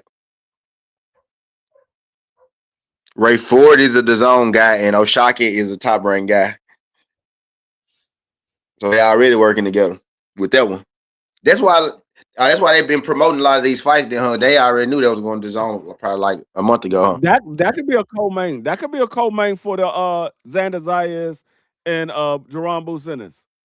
Ray Ford and Oshaki can be a co-main. Yeah, I should probably drop that one. Right. That's Top Rank and Matchroom once again. So yeah, that definitely could be a co-main on that card. You got 2 championship fights. Oh, that Jamal Charlo and Resendez for the 168-pound title is official too. It's official. Like it ain't yeah, they gonna do that. May 2nd. It's gonna be May 2nd. That's Benavidez card. Yeah. It's gonna be the co-main on Benavidez card. Jamal Charlo versus Resendez is gonna be the co-main for Benavidez and Zerto. What's going on, OTB? What belt? 168. 168. I think WBA. WBA. Oh, WBA. WBA. Okay. Who has the WBC? At 168? Billy. Yeah. Christian and Billy. They elevated him. Oh, he fought for the WBC? I thought he fought for the WBO. Christian and Billy. That's gonna be a good year. Okay. The news that we getting dropping right now, boy, we finna have a good little 26, my boy. We finna have a nice little 26 around this bit. Hold on, you got Ray Ford versus Oshaki. You got Ray Ford versus Oshaki. Possible Xander Zayas and Jerome Boots&Xander. You got Jamal Charlo coming back in action for a title. And you got them folks love Jamal. Boxing love Jamal, but that man get title shots. Jamal get title shots like a white person. My bad. Hey, yo, listen. Benavidez and Zordo. They love Jamal. And then we got two big fights coming up next weekend. Yeah, that's boxing. Hey man, what's up, man? Canelo finna retire. Nice little stretch of fights. Nice little Canelo finna retire, y'all. Canelo finna retire, bro. I saw that. I saw the writing on the wall for that a while ago. He go come back and fight Mao for a title. Mao go give him another fight. Mao go win the title and give Canelo another fight. Here's the problem. I told y'all Canelo, he lose the bud. That's probably his last fight. I really don't see Canelo fight. I think he go on the win. I think he gonna want to go out on the win. So even if he come back and fight like a scrub or something like that, I think he'll come back and get a win before he retire. But right now, this one, this one. Right now, right now, he's under contract for 2 more fights. That's what I'm saying. Listen, I'm looking at the rankings right now, right? It just takes you to body. There's no way getting around Hamza without saying you duck, and there's no way getting around Iglesias without saying you duck. Because the only guy you can fight, and they're gonna be like, we didn't ask for that rematch, is Jaime Munguia, and who the fuck is Jacob Bank and Aline? So you like, you feel what I'm saying? So unless you fighting Christian Billy, because we said Jamal already got the shot at Jose, unless you fight Christian Billy, those are your options right now in 3 different sanctions. I told you. He's not fighting anybody. That man ain't fighting anybody. Dog. Because he still has 2 more fights on a contract doesn't mean he has to carry out those last 2 fights. Yeah, He he didn't can get retire. paid for those fights yet. He can retire if he wants. He hasn't got paid for those.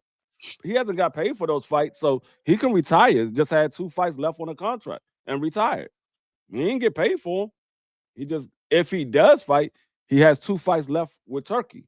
With But them. if you say, you know what, I'm just gonna go ahead and hang it up, that's it. So Bro, I don't know. I mean, like I said, he's not fighting Saras. He's not fighting Saras. He didn't fight David Benavidez. He ain't fighting Saras. Saras did something that Canelo couldn't do. Saras knocked out daggone Edgar Berlanga. Canelo hit Edgar Berlanga with everything and couldn't knock him out. So he's not fighting no Saras. Like, you see, like Canelo right now, like I don't know what he's gonna do or what, but where I see him, he's number 1 in the WBO, and the belt is vacant. But Shiraz is number 2.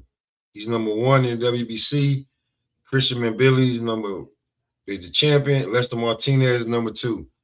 Maybe you can get away with a Lester Martinez or a Pacheco fight, but they're gonna be like, why are you giving him that fight? I'm just saying, I'm just calling it out. That fight. He's number 2. Unless that fight is gonna be in September, Lester Martinez got a fight this weekend.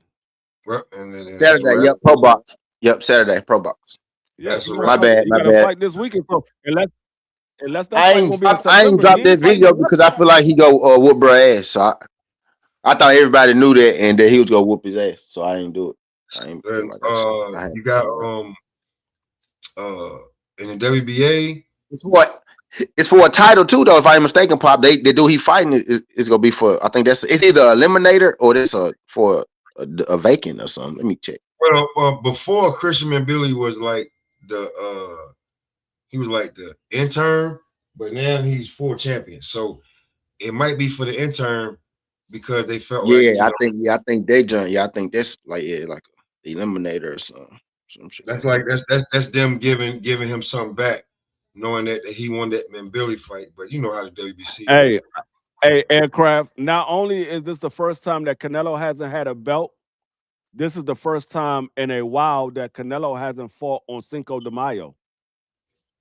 It's David date now. That's you. It's day no more. It's Cinco. WBC intern, Pop.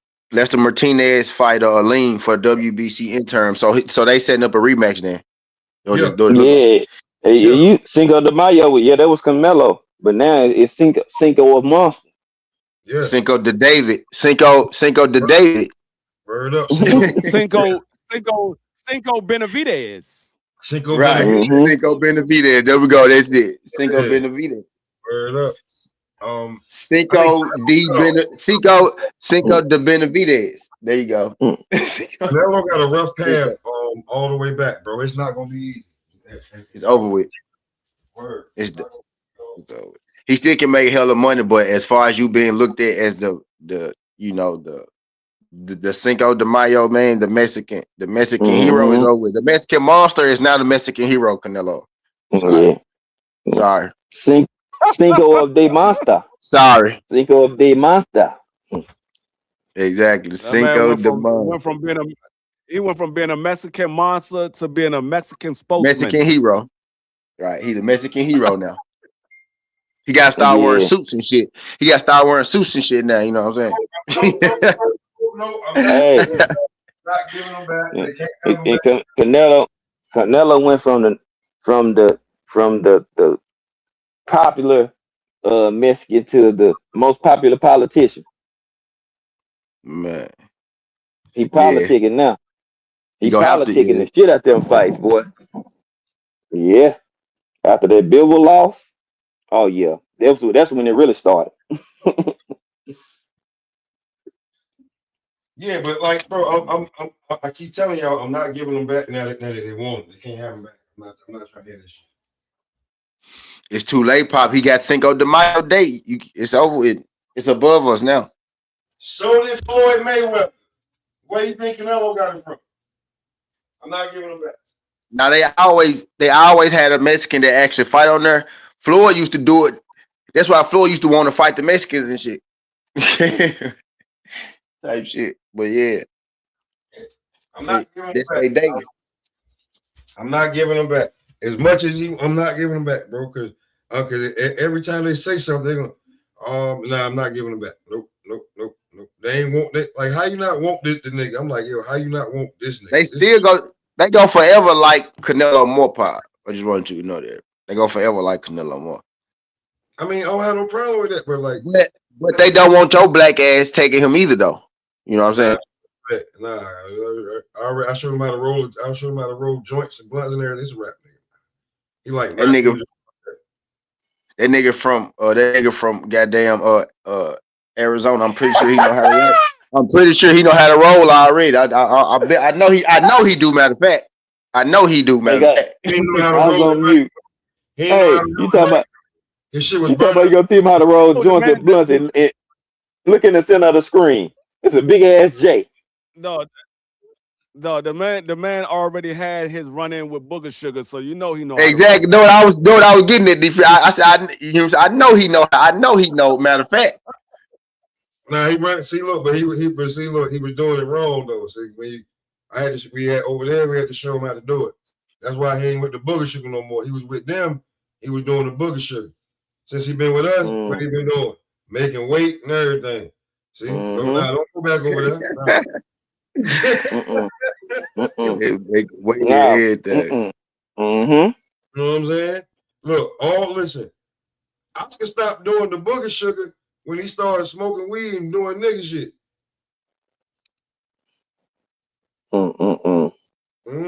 See, when he was doing what he was, see, look. I'm not giving them back, bro. They can't have them. I don't care what nobody say. Sidebar. I'm about to change my name for this show. You and T and Pop, both of y'all name got to do something with smoking. My name ain't. Yeah, that's why. That's actually why I went back to it on this show, but I just never changed it back. Yeah. I was sitting here looking. I was like, you know what? I don't even feel right with this shit no more. I got my smoking name. I got my smoking name. D Vapor Lot. D Vapor Lot. Right. That's all you need, word. Word. I need to get D Vapor Lot. I need to get cigar talk up here so he feel comfortable. Oh my God, this nigga say D Vapor Lot. Boy, hey, I'm a damn sure remember that. Call that boy D Vape. Yo, this damn get out of here, bro.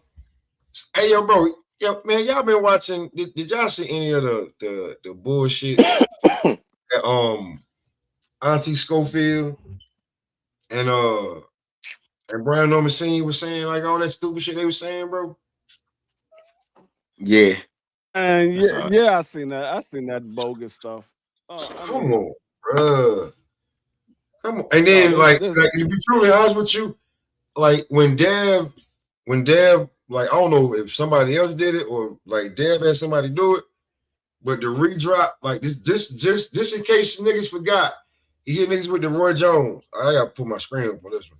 Just in case niggas forgot, he pulled his, he had to, he had to bring the screen. Hey man, yo, remember when he was doing all this crazy shit to his damn girlfriend, fiance, whatever?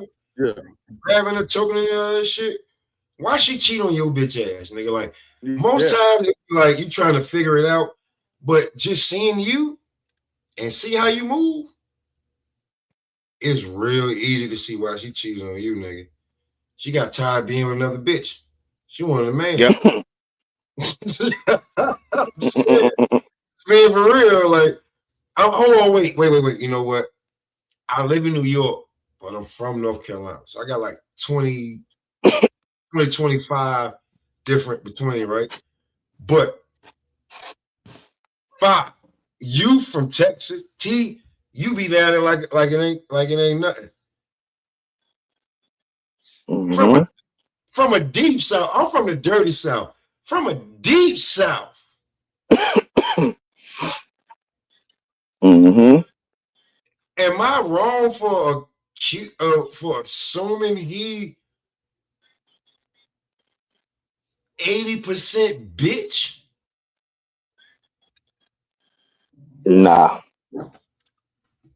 I mean, because mind you, he already done told me in his own words on podcast that the rest of his family were fighters. He was the dumb little knucklehead that one that got a gun. So in my mind, where I grew up and how I grew up, that means as soon as you got old enough, when you got your ass wet, Mm-hmm. you didn't go get better to fight. You went and got guns. So that means you're the bitch of the family. So then you said you went to jail and you're a bitch. So you probably was the one with the big mouth. I know what happened to you in the bathroom with a shower. Mm-hmm. He dropped the soap on purpose. He wanted to go along with the Cardinal, seeing that they tell you when you first go to jail, don't drop the soap. That nigga dropped it on purpose. Ooh, head I dropped my soap. Oh my! I dropped my soap. Ooh, look, guys, I dropped it, head ass. Well, what should I do? I'm just saying, man. Hey, put our names back on the screen real quick. Well, you take that off the screen. There you go. G5 runs, that's a fact. G5 runs. Yeah. G5 runs, that's a fact. Bro, I just don't feel like he like yo, bro, like you the last motherfucker to say anything about anybody, bro. For real. I dropped my soap. You can't do that, bro. It's a wrap for you, bro. Like I got that from Marley. Y'all remember scary movie Marley? Yeah. Mm-hmm. I mean Sean Wayne. Sean Wayne.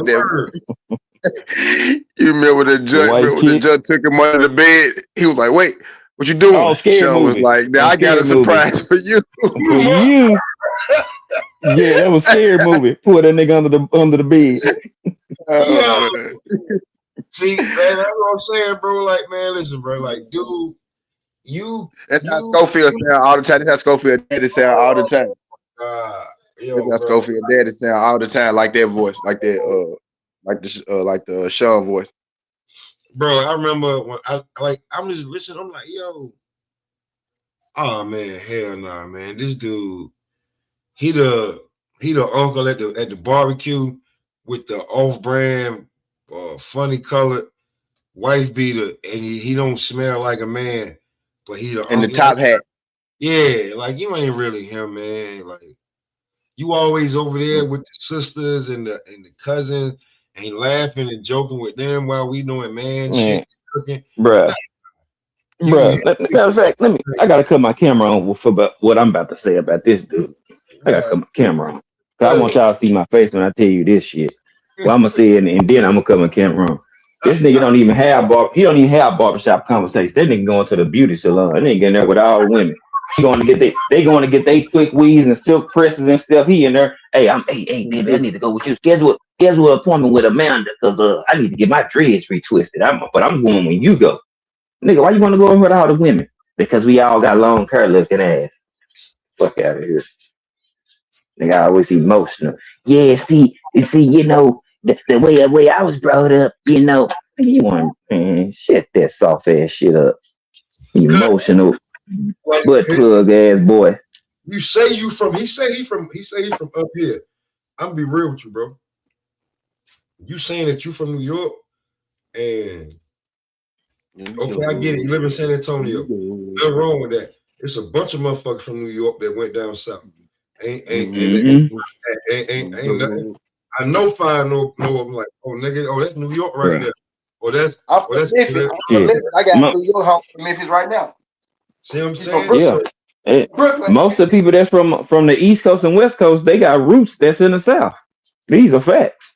All I'm saying is that this motherfucker don't never be talking about nothing New York. Like, yo, bro, you kind of like that motherfucker. Like, listen, I'm gonna be real with you. I'm be totally honest with y'all, man. If he had any root or anything that was built on in New York up here, they would build on it. That's just like me telling y'all, real talk. Five. Do you know right now still? Shoo gaining, probably Xander. But outside of that, you know who the most popular New York fighter is right now, still to this day. Right now, that's still active. Not Mike Tyson, I'm talking about active right now. Do you know what his name is? I know what you're doing. That's a trick question. You're trying to trick us. I know you're trying to trick us. Nope. I ain't saying it. Answering too fast. If okay, I'll tell you what. I know you're trying to do. You're trying to trick us. He lived and represent Dallas, Texas. But I'm telling you, Yep. I know what you was doing. Oh, I know Earl. what you was doing. I know what he was doing. I didn't want to say it too fast because I know where he was born. I'm just saying, bro. Earl don't even try to claim it. He just got it. Ain't nobody trying to fucking claim this nigga from New York. I've heard no New York talk about, like, nigga, you say you was from here, this, that, and your family was fight. Bro, you was the bitch of the litter. You got raised by rabbits because the mother cub lion kicked your ass out because she knew you wasn't shit. I ain't even feeding you. Go to the humans, you bitch. Use a wildlife indoor. Pretending to be from the jungle. You pretending to be from the jungle, but you really Tarzan compared to the You're not even Tarzan. You're not even Tarzan. You're not even Yogi. You are a cage animal and like it. Where's my food at? Bring it to me every day. I just look like I'm intimidating. I can do it, but I really ain't got the heart unless I know I can absolutely do it. Because you ain't trying all this shit you talking. You ain't doing nothing. And all we see you do is put your hands on the damn woman that was tired of being with another damn woman. You just a woman in the damn, you woman in the, you a wolf in sheep's clothing, motherfucker. You're a woman in a man's body. I said it. Fuck it. Matter of fact, take it back to the house party. 2 tears in the bucket. Fuck it. Let's take it to the state. Sheep and wolf clothing. Matter of fact, he's a he a sheep and wolf clothing. He not a damn wolf in sheep clothing. He a sheep in wolf's clothing. He ain't like that. Come on, man.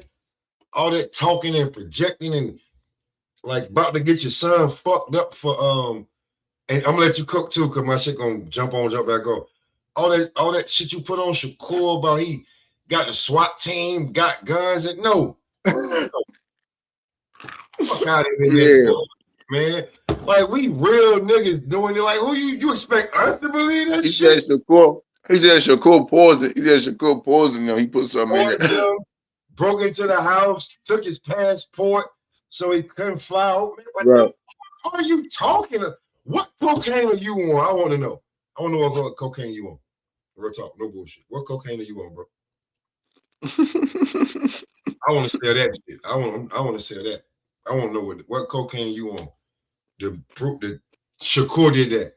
Like, tell me, give me like a good little, 2-3 minutes. Damn, I had to start eating. But yeah, the Auntie Schofield shit in the headline. Are you talking about the Devin and his daddy shit? Because he put the video. Devin said, the funny part about that is Devin said that Floyd Schofield once sent him the video. The video that Devin posted, Devin said that Schofield Jr. sent him the video. But how he gonna sue Devin when we all already seen that goddamn video? That's legally right. We already seen that video. So that's legally. Devin, that wasn't the first time I seen it when Devin posted it. That video was already out. Okay, now not legally.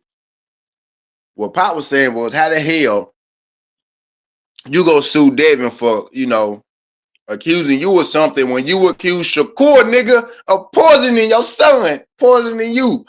You accuse that nigga breaking and entering and poisoning your goddamn food. You know, if he break, you do know BE is a charge on top of attempted murder if he tried to poison you. So how the fuck you go sue somebody for dropping the video that everybody know is really you, nigga? We know this you. We already synced this shit. Like we synced, y'all seen how to time machine. We synced it. We synced it already, bro. This ain't our first time seeing this. We synced it already. Devin was just stating the fact that you a hoe. That's what Devin was just doing. He was just bringing it back. Oh yeah, you a bitch ass nigga. That's what he was saying. That's all he was saying. But we synced it already. You know what I mean? But you can't sue him for some shit that was already out in the public, nigga. I saw that shit about 6 months ago when you first did it. I saw it. I ain't talking about it, but I saw the shit. And it's you. Like I don't know what it's you. We clearly see it's you. Like I don't think nobody was disputing that it wasn't you. So what the problem is? what the problem is? Word. Like Martin on Blue Street. What the problem is? What the problem is? What the problem is? We seen this already. You trying to like this totally discard that, like that's not your character. That's your character. And you have not told one truth, produced one receipt at all. You just we seen receipts of it. We seen you talking, then we seen a receipt of your son getting his ass whipping and getting out the damn ring when he was in there with Abdullah. We seen that receipt. And then I spoke to Ohio Runs Marcus, aka my boy Marcus. He said he didn't call me Pop, he didn't call me Smoke. He said, Rob, if he kept talking, they was gonna show more. And I was trying to help him show restraint because you ain't even got to do that. They said they was gonna show more. Just real talk. They said it's gonna show more. I was like, more? He's like, yeah.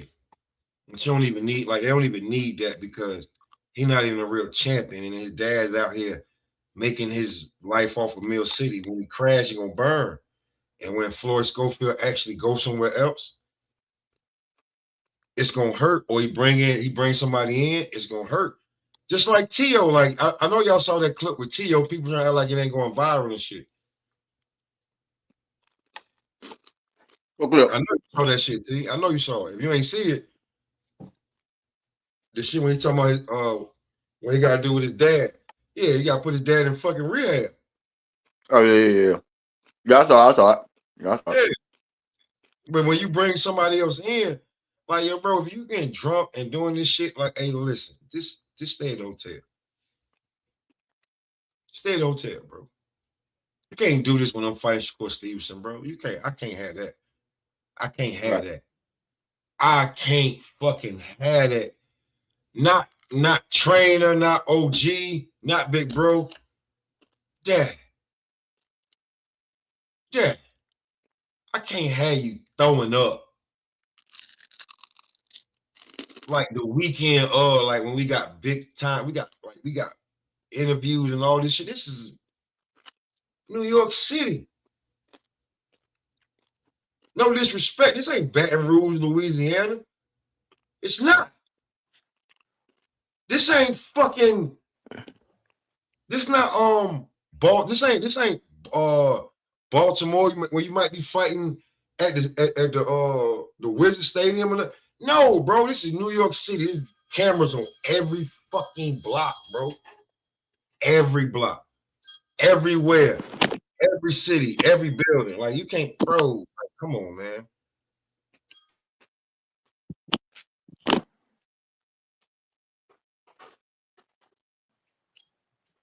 Crazy work, man.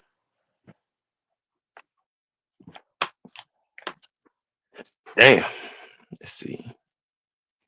Yeah, switch devices real quick, like. So, of course, said he had the video. Wait, if y'all see me with a different picture, not my logo, I'm on my tab. I got the video. y'all heard Shakur slip that in there?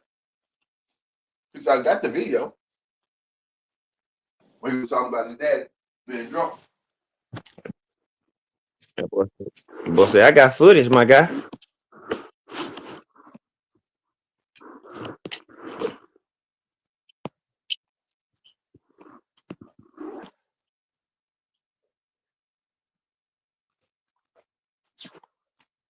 I got the video.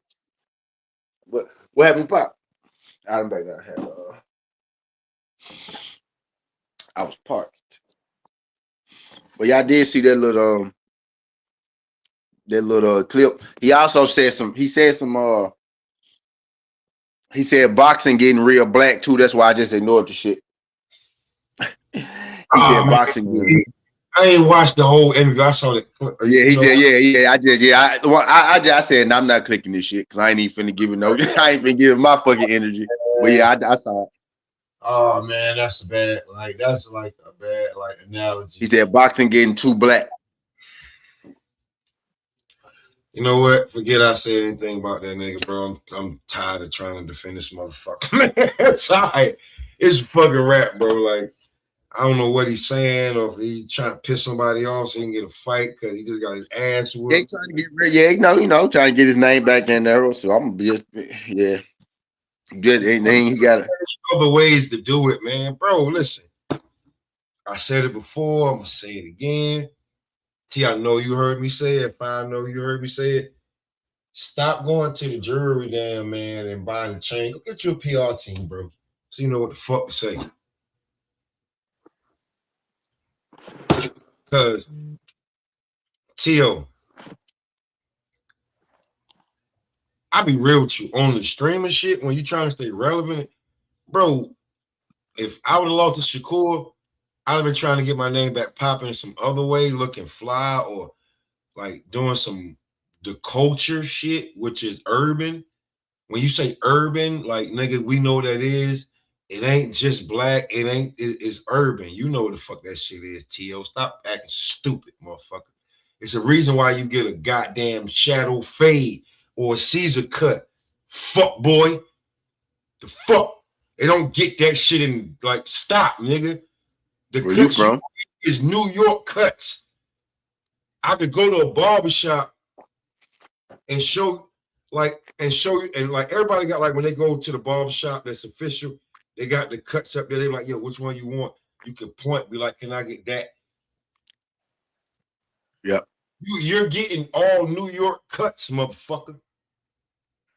You ain't getting no down south fade. You definitely ain't got no T fade. You definitely ain't got no 5 fade. You don't. You have a fucking Caesar. And you're in a New York Caesar with points. Just to break it down to niggas. Keeping a buck. It is what it is. So, stop acting like you don't know how to work the culture, bro. Just get you a PR team, bro. Real talk, man.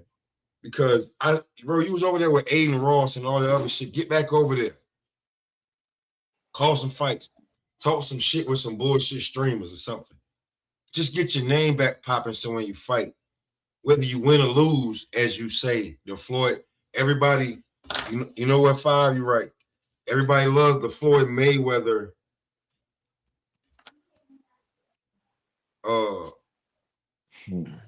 everybody loves the, whether you win or lose, they're gonna pay to see you fight. And if you win and you got more people that want to see you lose, that's how you keep it going. Stupid motherfucker. But you want to keep like just antagonizing your best fan base. All your Ecuadorians that you could have following you, a third of them are in prison. The other third don't care about no damn sports or boxing like that. So you only got one, like bro, you really fucking up your Dalton whole. Smith, Alberto Puello, June 6th, and Dalton Smith hometown. Oh, you don't gotta go down there? Dalton Smith getting a hometown fight. He keeping the fight in the UK. See, right there.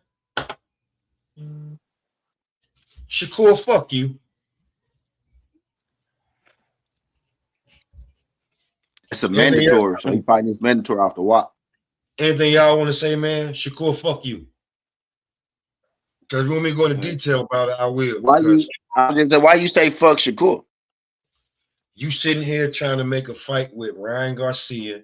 You saying Devin Haney and Conor Benn, I'll fight y'all at 47, but I need a motherfucking rehydration clause. You know, any and every podcast. He didn't say that. Well, you're right. He did when they asked him. You're right. He did. Like when they asked him, he did say it. But yeah. You know, every podcast talking about you the best fighter in the world, blah, blah, blah. Anything from 35 to 40 is your division, but you ain't trying to make no fucking fight at 40 with any of the champions. Don Smith was free. Oh, okay. You're Shakur Stevenson. You're the linear champ. You the WB or your WBO champ. You beat the guy who was the guy. You did it easily. What the fuck is up? Don Smith just came off a huge fight. He outmanned Matias. He didn't outthink him. He didn't run. He didn't know. He outmanned Matias. And you ain't even talking about him. Fuck you, Shakur.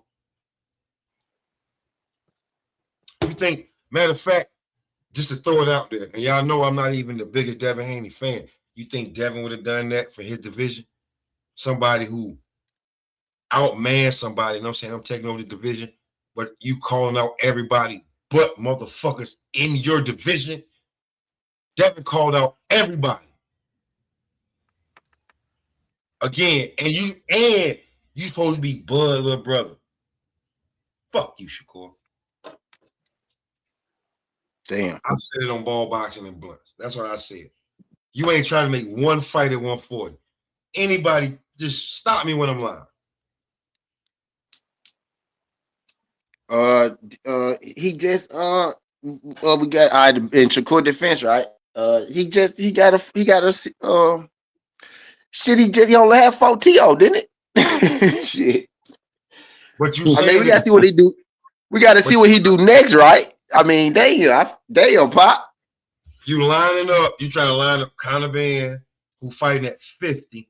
And yeah, I'm talking about he like that what he been, but I think that was more hype, right? I think he really gonna end up, fighting somebody at 40, like trying to. All right. Maybe. All right. So what if he fight Antoine though? Like, right? What if he lined up Antoine or something? It'll be late and dead, cause damn. Since you won and had all your emotion, what you been doing? Talking about fights that we don't want and didn't ask for. Well, I say we don't want, but we ain't asking for them. And you saying that you at 30, like you saying 47 gonna be your last division. So 35 and 40, you running that. When they ask you about guys who you want to fight, none of them was at 40. You talking about catch weights and rehydration clauses. Africa either gonna drop that belt or fight Duarte. You ain't talking about that. You wasn't talking about Don Smith. And you said nothing about going because everybody felt like Gary let them down, so you wasn't even talking about going to get an easy win against Gary Antoine Russell.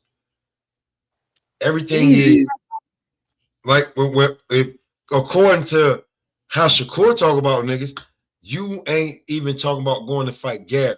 So you either talking about the catch weight, rehydration at 47, or going down to 35. Hey. No, just playing. Just saying, you ain't talking about nothing that's relevant to what you just did at a dog division. where you saying you the best in the world, you this, you that, you a dog. It's a bunch of dogs over there. Matter of fact, yeah, you know what? It's a bunch of dogs, cats, and everything over there. And you can choose to be Heathcliff. And you know what I'm saying? You over here looking like Garfield. Like you only want lasagna. Or the best pizza in the world. Like go like you ain't trying like you don't like hold on, wait, you don't eat. You think You he don't, not seizing his opportunity is what it sounds like, Pop. That's what you're saying. definitely not, bro. Because no matter what you eat in the world, you're gonna always have a taste for that damn bodega food that like you're always gonna need some. Cause I'm always in the hood like Chinese wings. I'm gonna definitely go get me 4 wings, fried or fried rice or something. I just ain't gonna never stop. And I'm at a different stage in my life, but I'm definitely gonna go grab that on the regular. Just be like, yeah, this is yeah. And right now, you don't have any other fight available. All that shit you was talking, no fights are literally available for you unless something pop out of the blue and it's massive. Mm. You just sitting around right now, either gonna fight a mandatory or go down to 35 and fight who?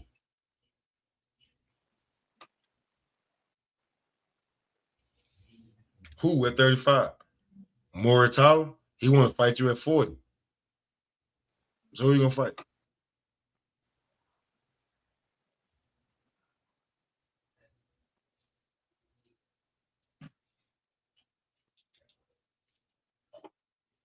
Like you're a I think great it's boxer, you're a great dude, you're a great boxer, you're a father and all, a great father, all that.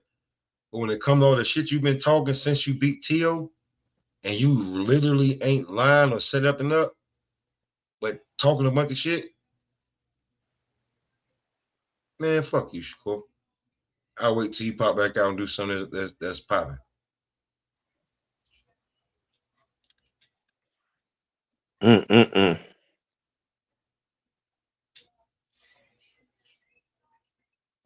Just saying. Am I wrong? Am I wrong? no that. Nah, Listen, If this was Devin Haney, to flip the script, this was Devin Haney. If Devin did what Shakur did and just sat and laid and waited on it and just was like milking his, what would they be talking about Devin right now? Now that Devin literally ain't trying to make 2 big fights in a year that could change the landscape of 47 and bring it back, they be talking shit about Devin, wouldn't they? He ain't shit. He ain't that. He trying to do this and they still talking shit. So this nigga, right? That's what I was about to say. nah, They man, I ain't cutting no slack on no nigga, bro. For real, I ain't cutting no slack on none of these niggas. I was just about to say they've been doing it. And they're still talking shit. So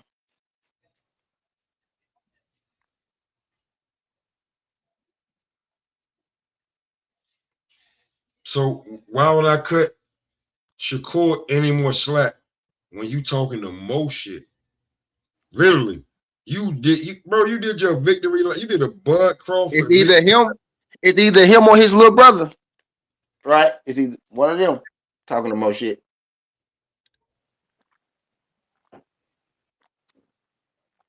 So to me, I'm not cutting Shakur no slack. I'm not cutting no slack. Fuck you, nigga. Word.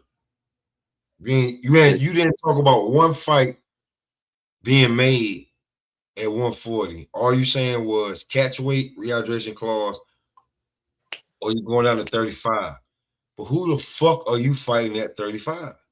You fighting Abdullah? Probably not. You gonna fight the winner between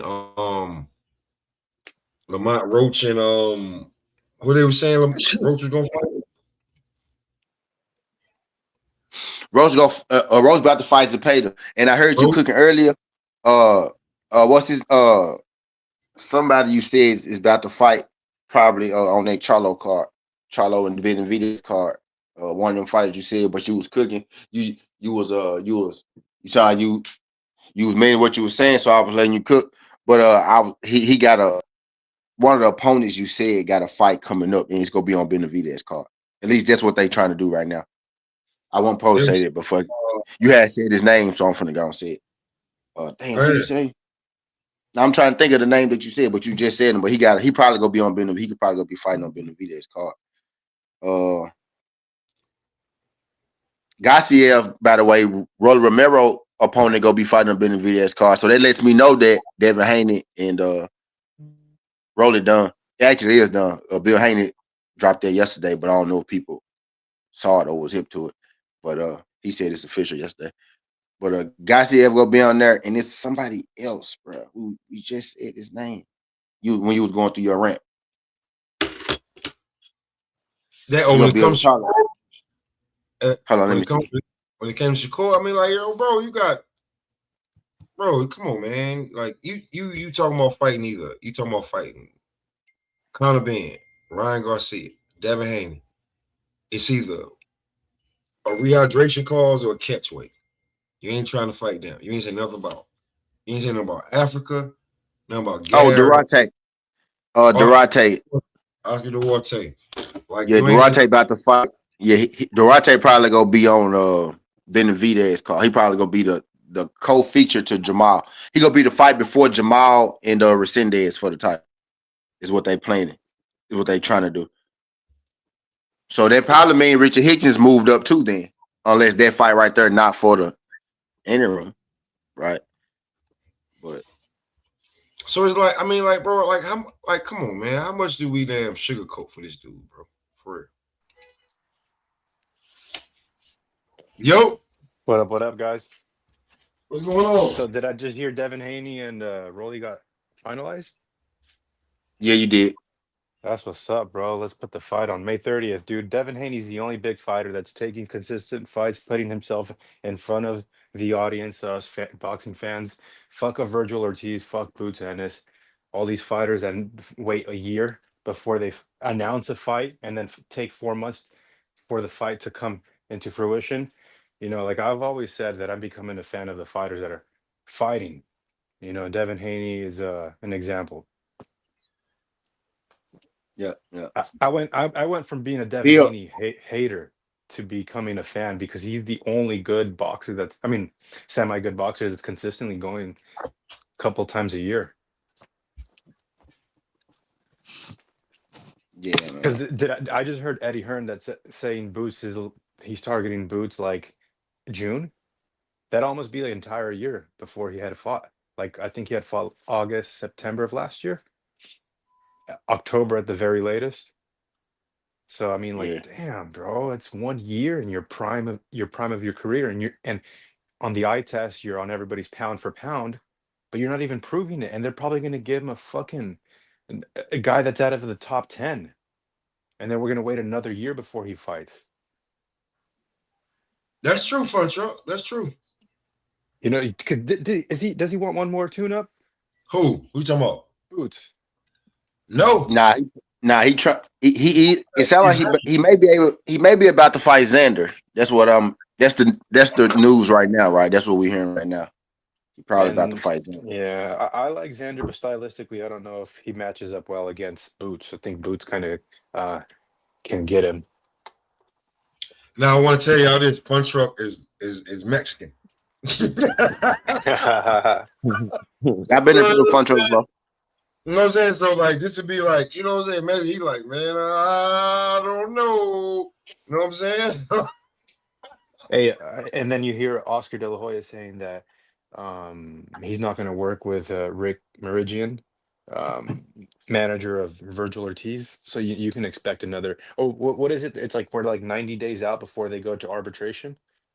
Yeah. And so at arbitration, that means that they have to work towards a result in the meeting, and that's not going to happen, bro. So you can probably bet your ass another 3 months before. It's just like the same thing with Mikey Garcia, man.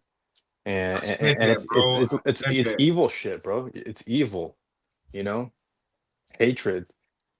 You can tell it stems from like you crossed me once and I'm gonna fuck you over. Now he's gonna take a bunch of time away from Virgil's prime of his career. Now Boots is kind of doing it to himself, but you know, he's probably gonna fight Cody Crowley, man. They're probably gonna bring Cody Crowley up to 154 for his next fight. Cody Crowley ain't gonna fight Boots. Bro, you know they were going to fight. You know they were Yeah, going to fight in Philadelphia, right? Yeah, what happened?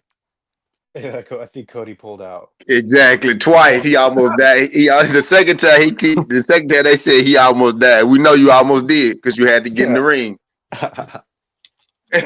We know. Nah, Cody Crowley, leave Cody Crowley alone, man. We gonna leave Cody Crowley alone. Yeah. Okay. Yeah, he ain't fought since. Man, what? Scared that man to retirement, dog. It's crazy. He didn't have to fight him. It's crazy. I ain't fighting nobody no more. Fuck it. I gotta fight Boots. I'm good. He reeked out being the fighter. Oh yeah, he probably whatever he was making money off of when I was on the side. He definitely was like, you know what, this is good enough. He said no. No, I'm not. That's absolutely a fact. I shall not get in there with Gerard. But Fun Truck, let me ask you this, right? I'm gonna spark some shit, then I'll be right back. Boots&Xander and the Haneys want all the smoke. Not to mention, how do you feel about? I think boxing needs Jamal Charlo back.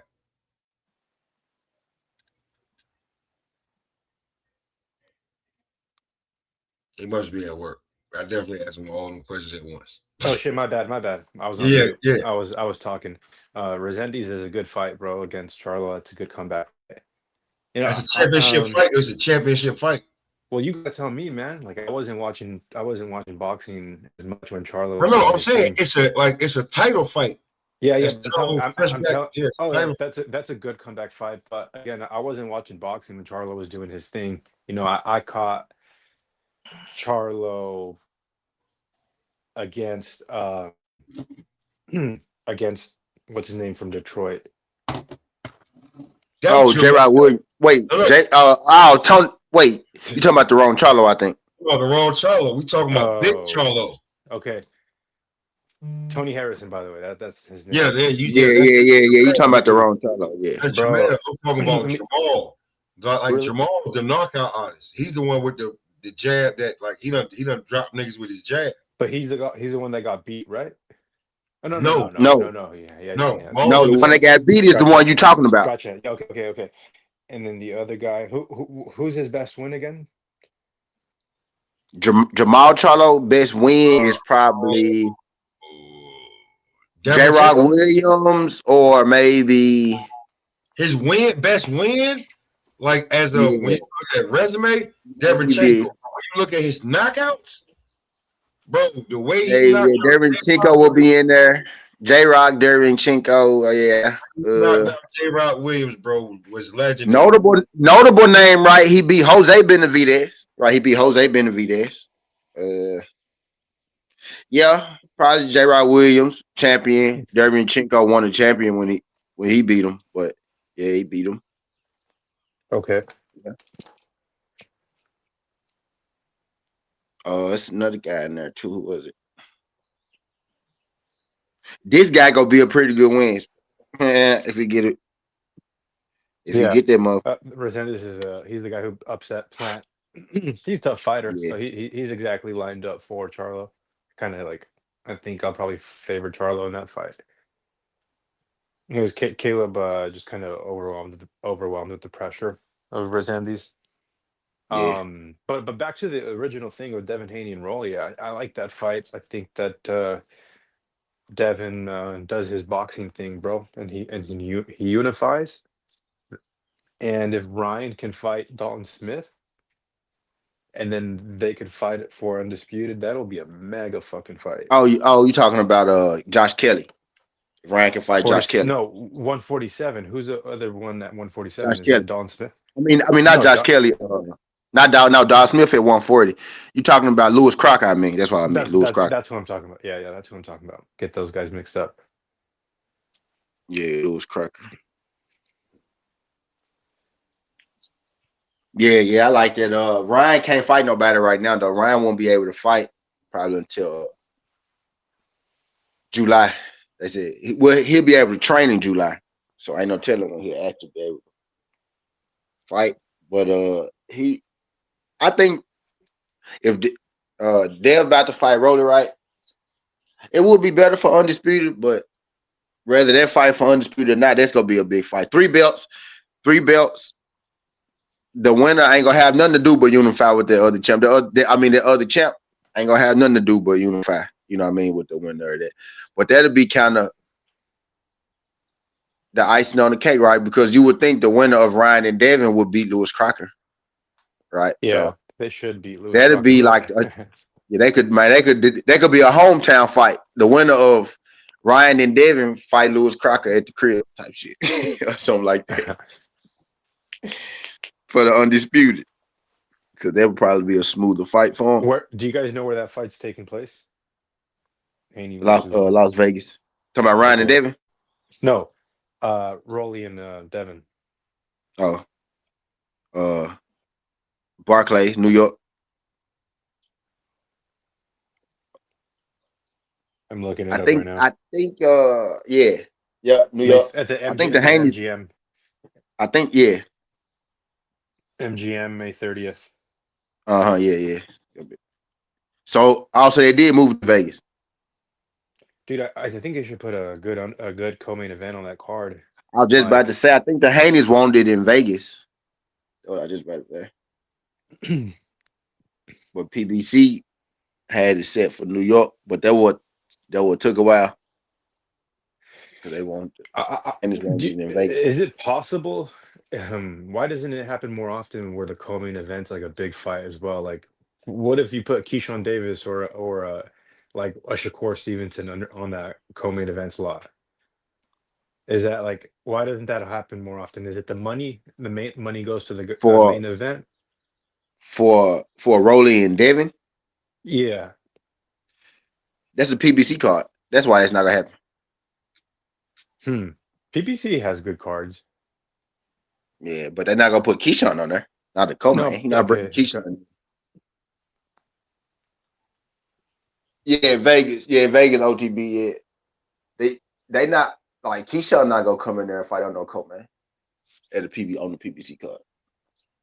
On the Ring Magazine card, right? Yeah, probably make that shit happen. Who do you have in that fight with Devin and Rolly? I ain't gonna say. Y'all know who I got. Devin. Yeah, I'm not picking Rolo. No goddamn Devin. Come on now. I know that. Gonna pick. There's some people that are gonna pick Rolly. I think no matter how much you hate Devin, you can't even troll and pick Rolly right now. Yeah, that's right. No matter how much you hate him. I was gonna say I'm gonna keep it a secret, but man, y'all know I'm not finna pick Rolly. Cause I do prediction videos and shit, but yeah, y'all know I'm not picking Rolly over Devin. So yeah. Not Rolly.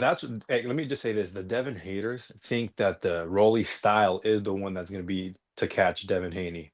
I know a lot of guys think that he's going to knock out Devin Haney, and there's probably his only chance, and anything can happen. You know, Rolly does throw hard; like he throws from the hip, and Devin's got a better jab. That's why I feel like it's going to be easy fight for Devin. Although, listen, I don't want to see Devin jab and clinch, because that makes the fights boring. The other day I was watching a 7-minute highlight video of him clinch Brian Norman Jr., and it was a lot of the time Devin Haney initiating the clinch. So if I'm Rolly and if I'm training Rolly, I'm going through drill. I'm just telling all the sparring partners for Rolly, go in there and just reach for Rolly, because Rolly can just practice when he's coming in. You can get hit with a dangerous shot. A lot of the time when you clinch, you kind of have to reach your arms out and you can get caught. So I'll send Smoke that 7-minute highlight clip of Devin Haney initiating the clinch. There's good. I mean, clinching is natural in boxing. You know, when you get too close, there's this distance where the fighters get too close. It's just kind of your natural reaction to get the guy because you don't know like if you're gonna get hit. So there's fighters that have to get good at doing that, and there's fighters that don't do it entirely. They just kind of put that high guard up and put their fucking earmuffs up and just squeeze their muscles together and like a high guard in like a little turtle shell, like Canelo or I mean, I'm just trying to think of guys who kind of that don't clinch. But yeah, it's pretty natural. So I know a lot of trainers and coaches work on that in the gym a bunch. And the best fighters in the world, Bud Crawford, knows how to throw on the inside when someone is clinching. Like you watch a video of Crawford and Spence, those shots between the Crawford clinches. Yeah, know how to clinch too. he does. And there's guys who know how to sneak those punches in so So does fucking Floyd. close that they could. Yeah, exactly. He could have one arm, like around your arm, like you can have one arm clenched up, and then he'll be punching with the other one. Really good fighters are good at that.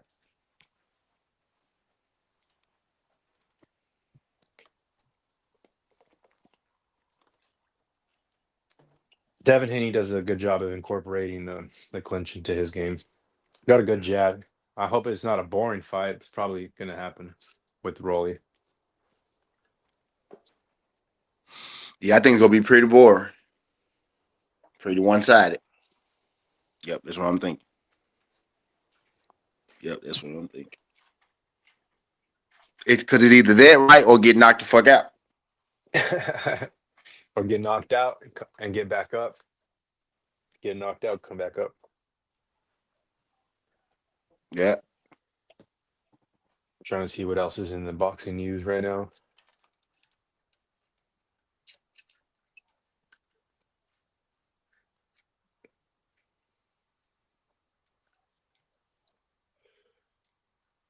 There we go.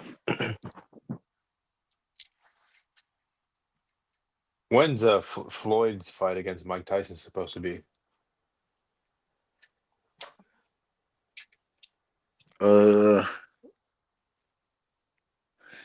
It's I think it's next month. Floyd and Shit. Tyson. I think that's next month.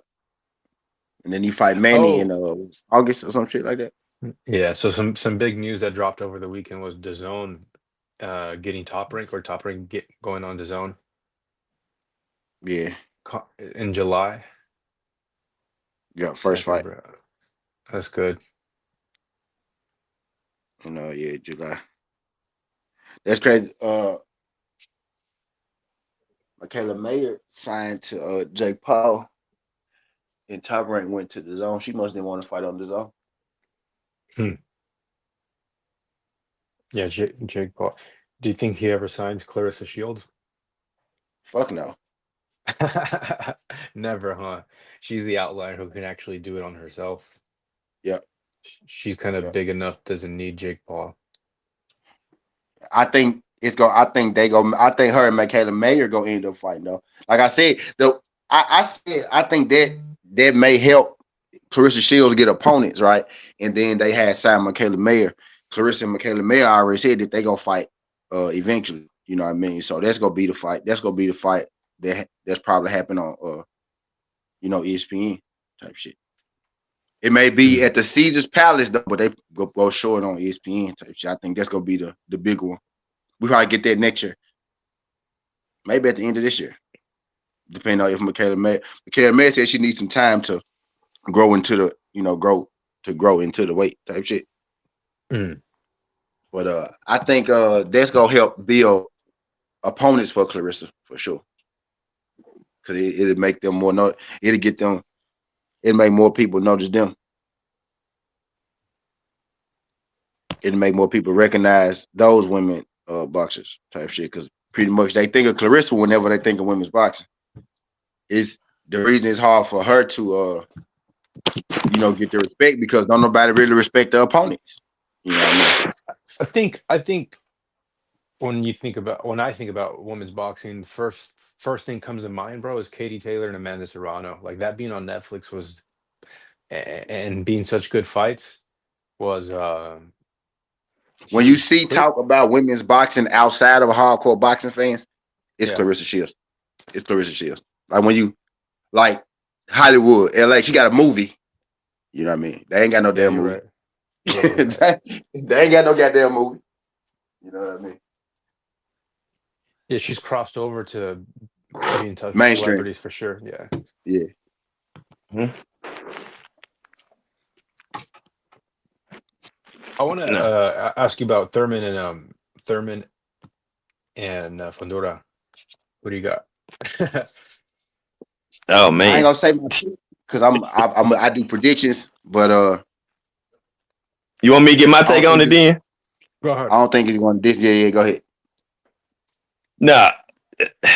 I think it's a matter of time before it's over with in that fight. Thurman is not the mobile Thurman that he once was. He still can move. I don't know if he still has the punching power like he has or used to have due to the injuries and stuff like that. I just feel like it's just a bad matchup. I respect the fight, but I think it's gonna end up bad. And I'm not even gonna lie to you. I think once Fondora catch him with one of those uppercuts, Oh, I think it's gonna be the beginning to the end, Marco. Because one of them might just stun him, and then he start unloading with series of uppercuts after that, and he gonna keep using it. So if you're not as mobile, can you get inside of him like that? I mean, I know we seen Garcia do it fights ago, and we seen Lubin doing it, having some success until he got caught. So I think it's a matter of time before he get caught, and when he does, it's over. It's over with. To get hit with one of them good ones. So I respect the fight, but I think Fondora too young, too tall, too much range, and just too active for him. I just think it's over with. damn. I want Thurman to win. I I mean, it would be nice though, Marco, but it's just might like even if I I might even buy that T-shirt of him chopping that tree down. Timber, down goes Fondora. yeah, I mean, I got to see his sister fight this weekend. I went to the card in Anaheim, and my buddy, he fought Oscar Collazo in the co-main event, and then as soon as but I got to see her do her thing. She's cool, man. She's tall as shit. They're both tall. She could fight though. I just think that Thurman's crafty enough to use his feet laterally, you know, and we've seen Sebastian get knocked out before, like brutally. Yeah, Here's the thing. Like I see, he's tall. You guys, and a rangy tall fighter like that is difficult, but they're also kind of frail, bro. Like their shoulders aren't that big, and they don't carry a lot of weight. Yeah, we've seen Fondora get knocked his ass out. So I think that Thurman has got the fucking power, bro. Like in the later rounds too, it carries at least I think. And I'm wanting him to chop that tree, body head. Okay, so on that is my thing. I had to ask myself, when the last time we seen Keith Thurman really just crack and knock somebody I out? just about to say like in his last I fight, just about to say like Freya. Freya. Like speaking of Freya, right? Fondora, you know, snatched the body. Keith Thurman body ain't, you know, it ain't the strongest. No, it's not. It's not. Oh, but if you're going But to the body, and you're that tall, good luck, man. Thurman gonna have to find a way how to get. He got to reach him. Yeah, he got to get to him because he that tall. If you can't get to him, if you can't get to him, you can't hit him. Nope. So you're gonna have to take a risk of getting hit to get on the inside. You have athleticism, but this is not the same Keith Thurman from 10 years ago. And I mean, Fondora got knocked out, but he's still a tough out. He got knocked out, still a tough out. He got caught with a mean shot from a person that could punch. You saw Lubin you saw Lubin and Tim Zoo, man, they was swinging, but they couldn't even reach him sometimes. They was just swinging sometimes, you know what I'm saying, trying to catch him over the top. They was just swinging. That was like, it was hard to reach him. Because you know, until you get in there and you get in front of it, you don't realize how far away you are from that nigga. You know what I'm saying? You be far as hell away. You be far as hell away from him. Like he can hit you. And the way he got knocked out right was on the inside. Like on the inside, dude was high guarding and swinging back. Keith Thurman not gonna be fighting like that. Keith Thurman is actually a better boxer, meaning that he's more comfortable when he has the range, when he can be on the outside, get in, get out when he want to. He's gonna have to be in range of Fundora to get off his shit. To get his shit off. Because if he's still on the outside, that's advantage Fundora. You know.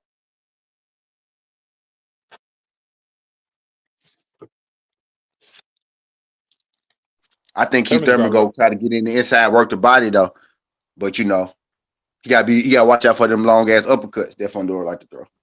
Yeah. Those uppercuts are tough. Fucking name. And he throws them well. So does his sister. Yeah, she does. Now it's gonna be a good one though, man. I don't think it's going to this. I think somebody gonna get stopped. Either Keith Thurman go stop him on the inside, or he gonna stop Keith Thurman trying to get on the inside. Yeah, I want Thurman. There could be a point. There could be a point where maybe Keith Thurman could if Keith Thurman decide to survive, he may go the distance right type deal. But I want at that price though, me betting, I probably bet on Keith Thurman because that ain't my I ain't giving away my pick. As far as the betting, I might bet on Keith Thurman because he's worth so much. Whoa, is he a big underdog? Yes, he is. Let me check. Keith Thurman versus Fundora, like plus 300, something like that. Oh shit. Yeah, he is Pretty plus 300. Yep. Minus 450 for Fundora. Fuck, dude. Fundora, yeah. Oh shit. Yep. That's not good, man. It's not good. I'll sprinkle some money on right. Thurman. Like betting wise, it makes sense to go with Keith Thurman for sure. That's I think that's why I don't want to. I think that's kind of why I'm leaning Thurman. Right. I think you got a lot to do with the betting line though. But if I'm thinking logically right, it's gonna be an uphill battle for him, man. It's gonna be an uphill battle for Keith. And we forget, man, Fundora is young though, but Fundora kind of was back in that era too, bro. He was a baby. Him, Boots, Devin, plus 650. They've been around for a minute, but they young still, but they've been around for a minute, But they still young dudes. Think my Fundora like what 27, and look at all the memories we got on him already. Mm-hmm. I fuck with Fundora fights. I fuck with Fundora. The way he fight, who he fight, how he fight. I fuck with Fundora. He get a hard time because of what he look like. The people think, oh man, you too tired, but dude ain't never duck no smoke. Dude fight whoever you put in front of him. He'll fight whoever you put in front of him. I wonder if the weight cut is getting hard for him. Like being that tall again. Yeah, I don't think he gonna be 30 years old hanging around that junk. I think he probably got to he about 30 before you have to move up. Where you really have to, because he naturally go gain more weight, but he don't eat. He a vegan though, so he don't really eat. He don't eat the stuff that most people eat. So he might be able to stay skinny the rest of his goddamn life. You know what I'm saying? He might be able to. Shit, because he a vegan. If I'm mistaken, they don't eat meat or nothing like that. So he might be able to keep that shit off. Frail. Yeah, I'm gonna bet some money on Thurman. Yeah, right. Now I ain't gonna lie, vegans don't do well in combat sports. He actually is the outlier. But if I seen this, I seen the numbers, right? Vegan athletes, vegan combat fighters don't do well in MMA or boxing. They really don't. Shit. They don't. But most of the wins come from Fundora.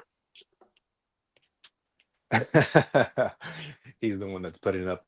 Yep. He's the outlier of vegan athletes, yeah, but they don't do well, especially not in MMA.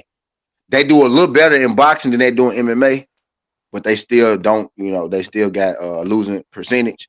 But in MMA, the percentage is fucking terrible. Like they like 17% of fights they only won. Vegans in MMA only won like 17% of their fights. In boxing, it's like 33%. They won like 33% of their fights. Type shit.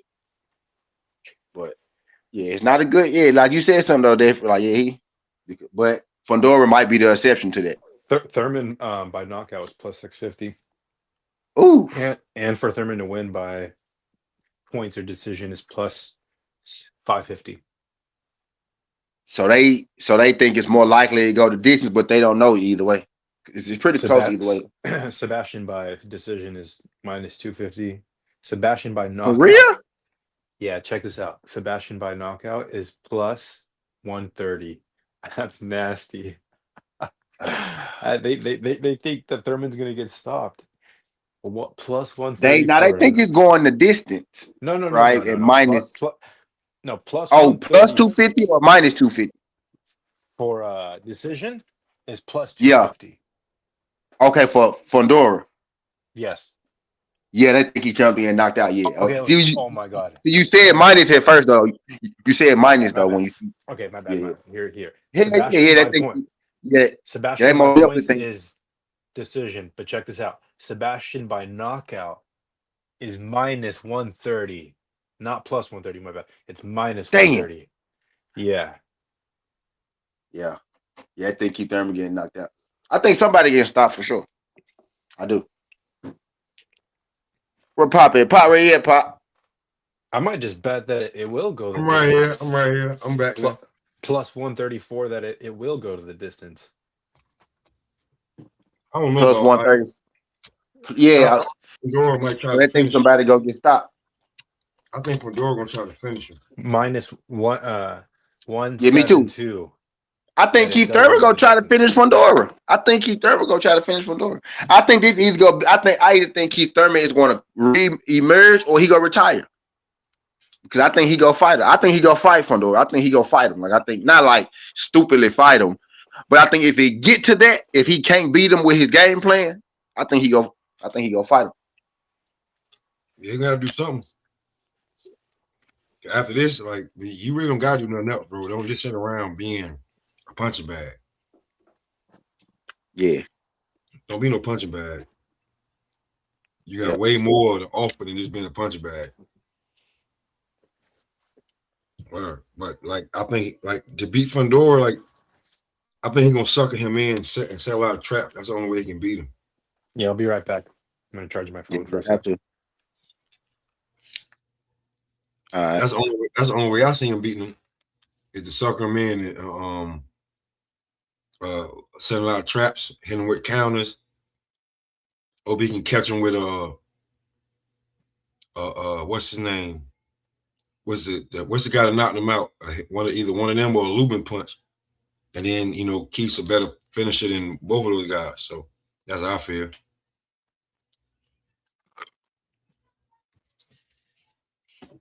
Yeah. Now you got Keith win. My heart do. I ain't even picked one yet. Yeah. They're both injury prone. I kind of, like you said, I kind of made my pick, but like you said, my heart somewhere else did my pick ain't. Yeah, it's like because Keith come from the old guard, but do you still got it? But I was just saying that Fondora kind of do too, Pop. Right? He was just a young nigga. That's what I was saying, bro. This young nigga, he been around for a minute. Like he was around with the old guard. He was just the baby. You know what I'm saying? Like him and Devin the same age, right? Tank a couple years. These are the people right after Tank right here. These people, like you said, Boots, Fondora, and Devin Counter was right there. You know what I'm saying? In that old guard, that was the young niggas. That was like Randy Orton and John Cena when it came to Triple H, The Rock, Stone Cold, Undertaker. Like that was in that. That was in those are attitude. The what era claimed them? What era claimed Randy Orton and John Cena? What era claimed? Ruthless Aggression. Yeah, they were the stars of Ruthless Aggression, but those are attitude babies, my boy. Orton is an attitude baby. John Cena is an attitude baby. They ran Ruthless Aggression, though. You get what I'm saying?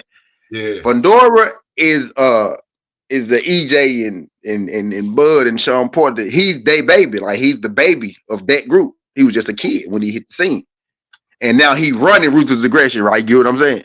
Yeah, because he definitely is like, and it's like you got the old guard trying to come back and get one more. I don't know, man. Yeah. And then you got the young bulls of that old guard. The new school guys would have been like the new school guys would be like fucking Mason and them, Mason and Schofield and those guys. Those would be like, you know, the true Ruthless Aggression guys, right? Not Attitude Era guys. Yeah, and they got to prove. Yeah. And they ain't proved nothing yet. Yeah. But they be saying Orton and John is Ruthless Aggression, and they are because they ran it. But them Attitude babies for sure. Yeah, they start come from the Attitude Era. That's a fact. That's where they were learning from. Built up, they got trained up in the Attitude Era. Yeah. That's a fact. Well, dang. I think we ran it up real quick, but in a little 3-hour jump. Almost 3 hours. Pretty good. Word. How you feeling? Anything you want to say before we get up out of here? My answer, can the Lakers win the championship with LeBron being in the mix on? Yes, I think they can, but do I think they good enough right now at this moment? No, I don't. I'm putting it on DeAndre Ayton though. I ain't putting it on LeBron. So they go as far as the defense and DeAndre Ayton take them. You know what I mean? Yeah. But and the other topic, what's the other topic? Boots&Xander. Boots&Xander. Yeah, bet. I ain't gonna put too much pressure on them just yet because I know that they just got popping because Boots was clearly negotiating with Virgil at first. So I'm gonna give him a little more time before I start killing Boots or Virgil. Right? That's a great fight though. If they make that fight happen, shout out to Xander Zayas because for not ducking no smoke, right? But Xander is the kind of nigga who I think would take a fight against Boots because Xander's a real nigga, right? So I'm not surprised if that fight does happen. I'm not surprised because they take two people on a fight. People act like Boots don't want smoke and shit, but if Boots fight Xander, that should further let you know who was bullshitting when it came to him and Virgil, right? Because y'all gonna have to. I don't want to hear that Virgil garbage shit. I don't want to hear that Xander garbage shit when Xander chasing the belts. And now he chasing the legacy and greatness. Because if I'm Xander and I be Boots, y'all motherfuckers will have to kiss my feet. I want 50 million to fight. Fuck is you talking about? But yeah, man. So I'm gonna give. I hope that fight happens because that's a great fight. I think Xander gonna be a little more competitive than people letting off right now. I feel like people doing that to already try to diminish Boots and what he could possibly do. Right. But Xander's a damn good fighter. He's a real fighting champion, and I hope that fight get made. So I ain't gonna be too hard on their one of them because they just started negotiating. So before I start getting antsy with them, it'll be probably like 2 months or something from now. You know what I mean? What was the other one? Devin and the Haneys want all the smoke. The Haneys do want all the smoke, right? At this point, we just get the Roller Romero fight gonna happen in Vegas. Right, that one already signed. It's signed now. A bill came out yesterday and said it's signed already. The holdup was them trying to get it between New York and Vegas. That's what they was trying to figure out. So they did switch the venue to Vegas. Right, it's confirmed they did switch to Vegas. So that fight gonna happen. This could be a big year for 147, like my guy Pop said earlier. Lot to come in their division. They could go ahead and bring that division home. That division, like. People don't not realize, and the people say 147 is down and it's sucking shit, but it's life is being revived back in there off the backs of Devin Haney and Ryan Garcia right now. It seems like, right? So is that division as dead as we think if we talking about it every day? You know what I mean? But what was the other one? Yeah, man. Was it something about Benavidez in here? I don't know. I don't know, but You want to be like Charlo, like I mean like be real. Charlo is back in title contention. Yeah, now Charlo's about to be a champ. He about to get a shot. Yeah, he about to get a shot. He got one. He got a shot, my boy. My boy about to get a shot at 168. When you great, yeah, I don't want to hear nobody say nothing. As many title shots as these other niggas be getting, at least he already a champion. Former championship. Hell yeah, give my nigga all the title shots he need. If he lose this one, give him another. If he lose this one, give him another one. Hell yeah. But that's all I got, man. Jamal Charlo back in this bitch. Big Charlo. I told y'all that was the guy that should have probably fought Canelo anyway. That's the Charlo that was going to be Canelo, big one, not the little one. You feel me? That's all I got. Man, on that note, man, I really appreciate y'all tuning in Ball Boxing and Blunts, man. 4-way trade on this, man. Catch it on any platform. Make sure you sub and subscribe, man. You don't get this from any other, like, you won't get another 4 content creators to do this. Guaranteed, somebody's ego gonna be too big. But that's what history and chemistry build when y'all niggas know each other. And on that note, man, we're gonna close it on out.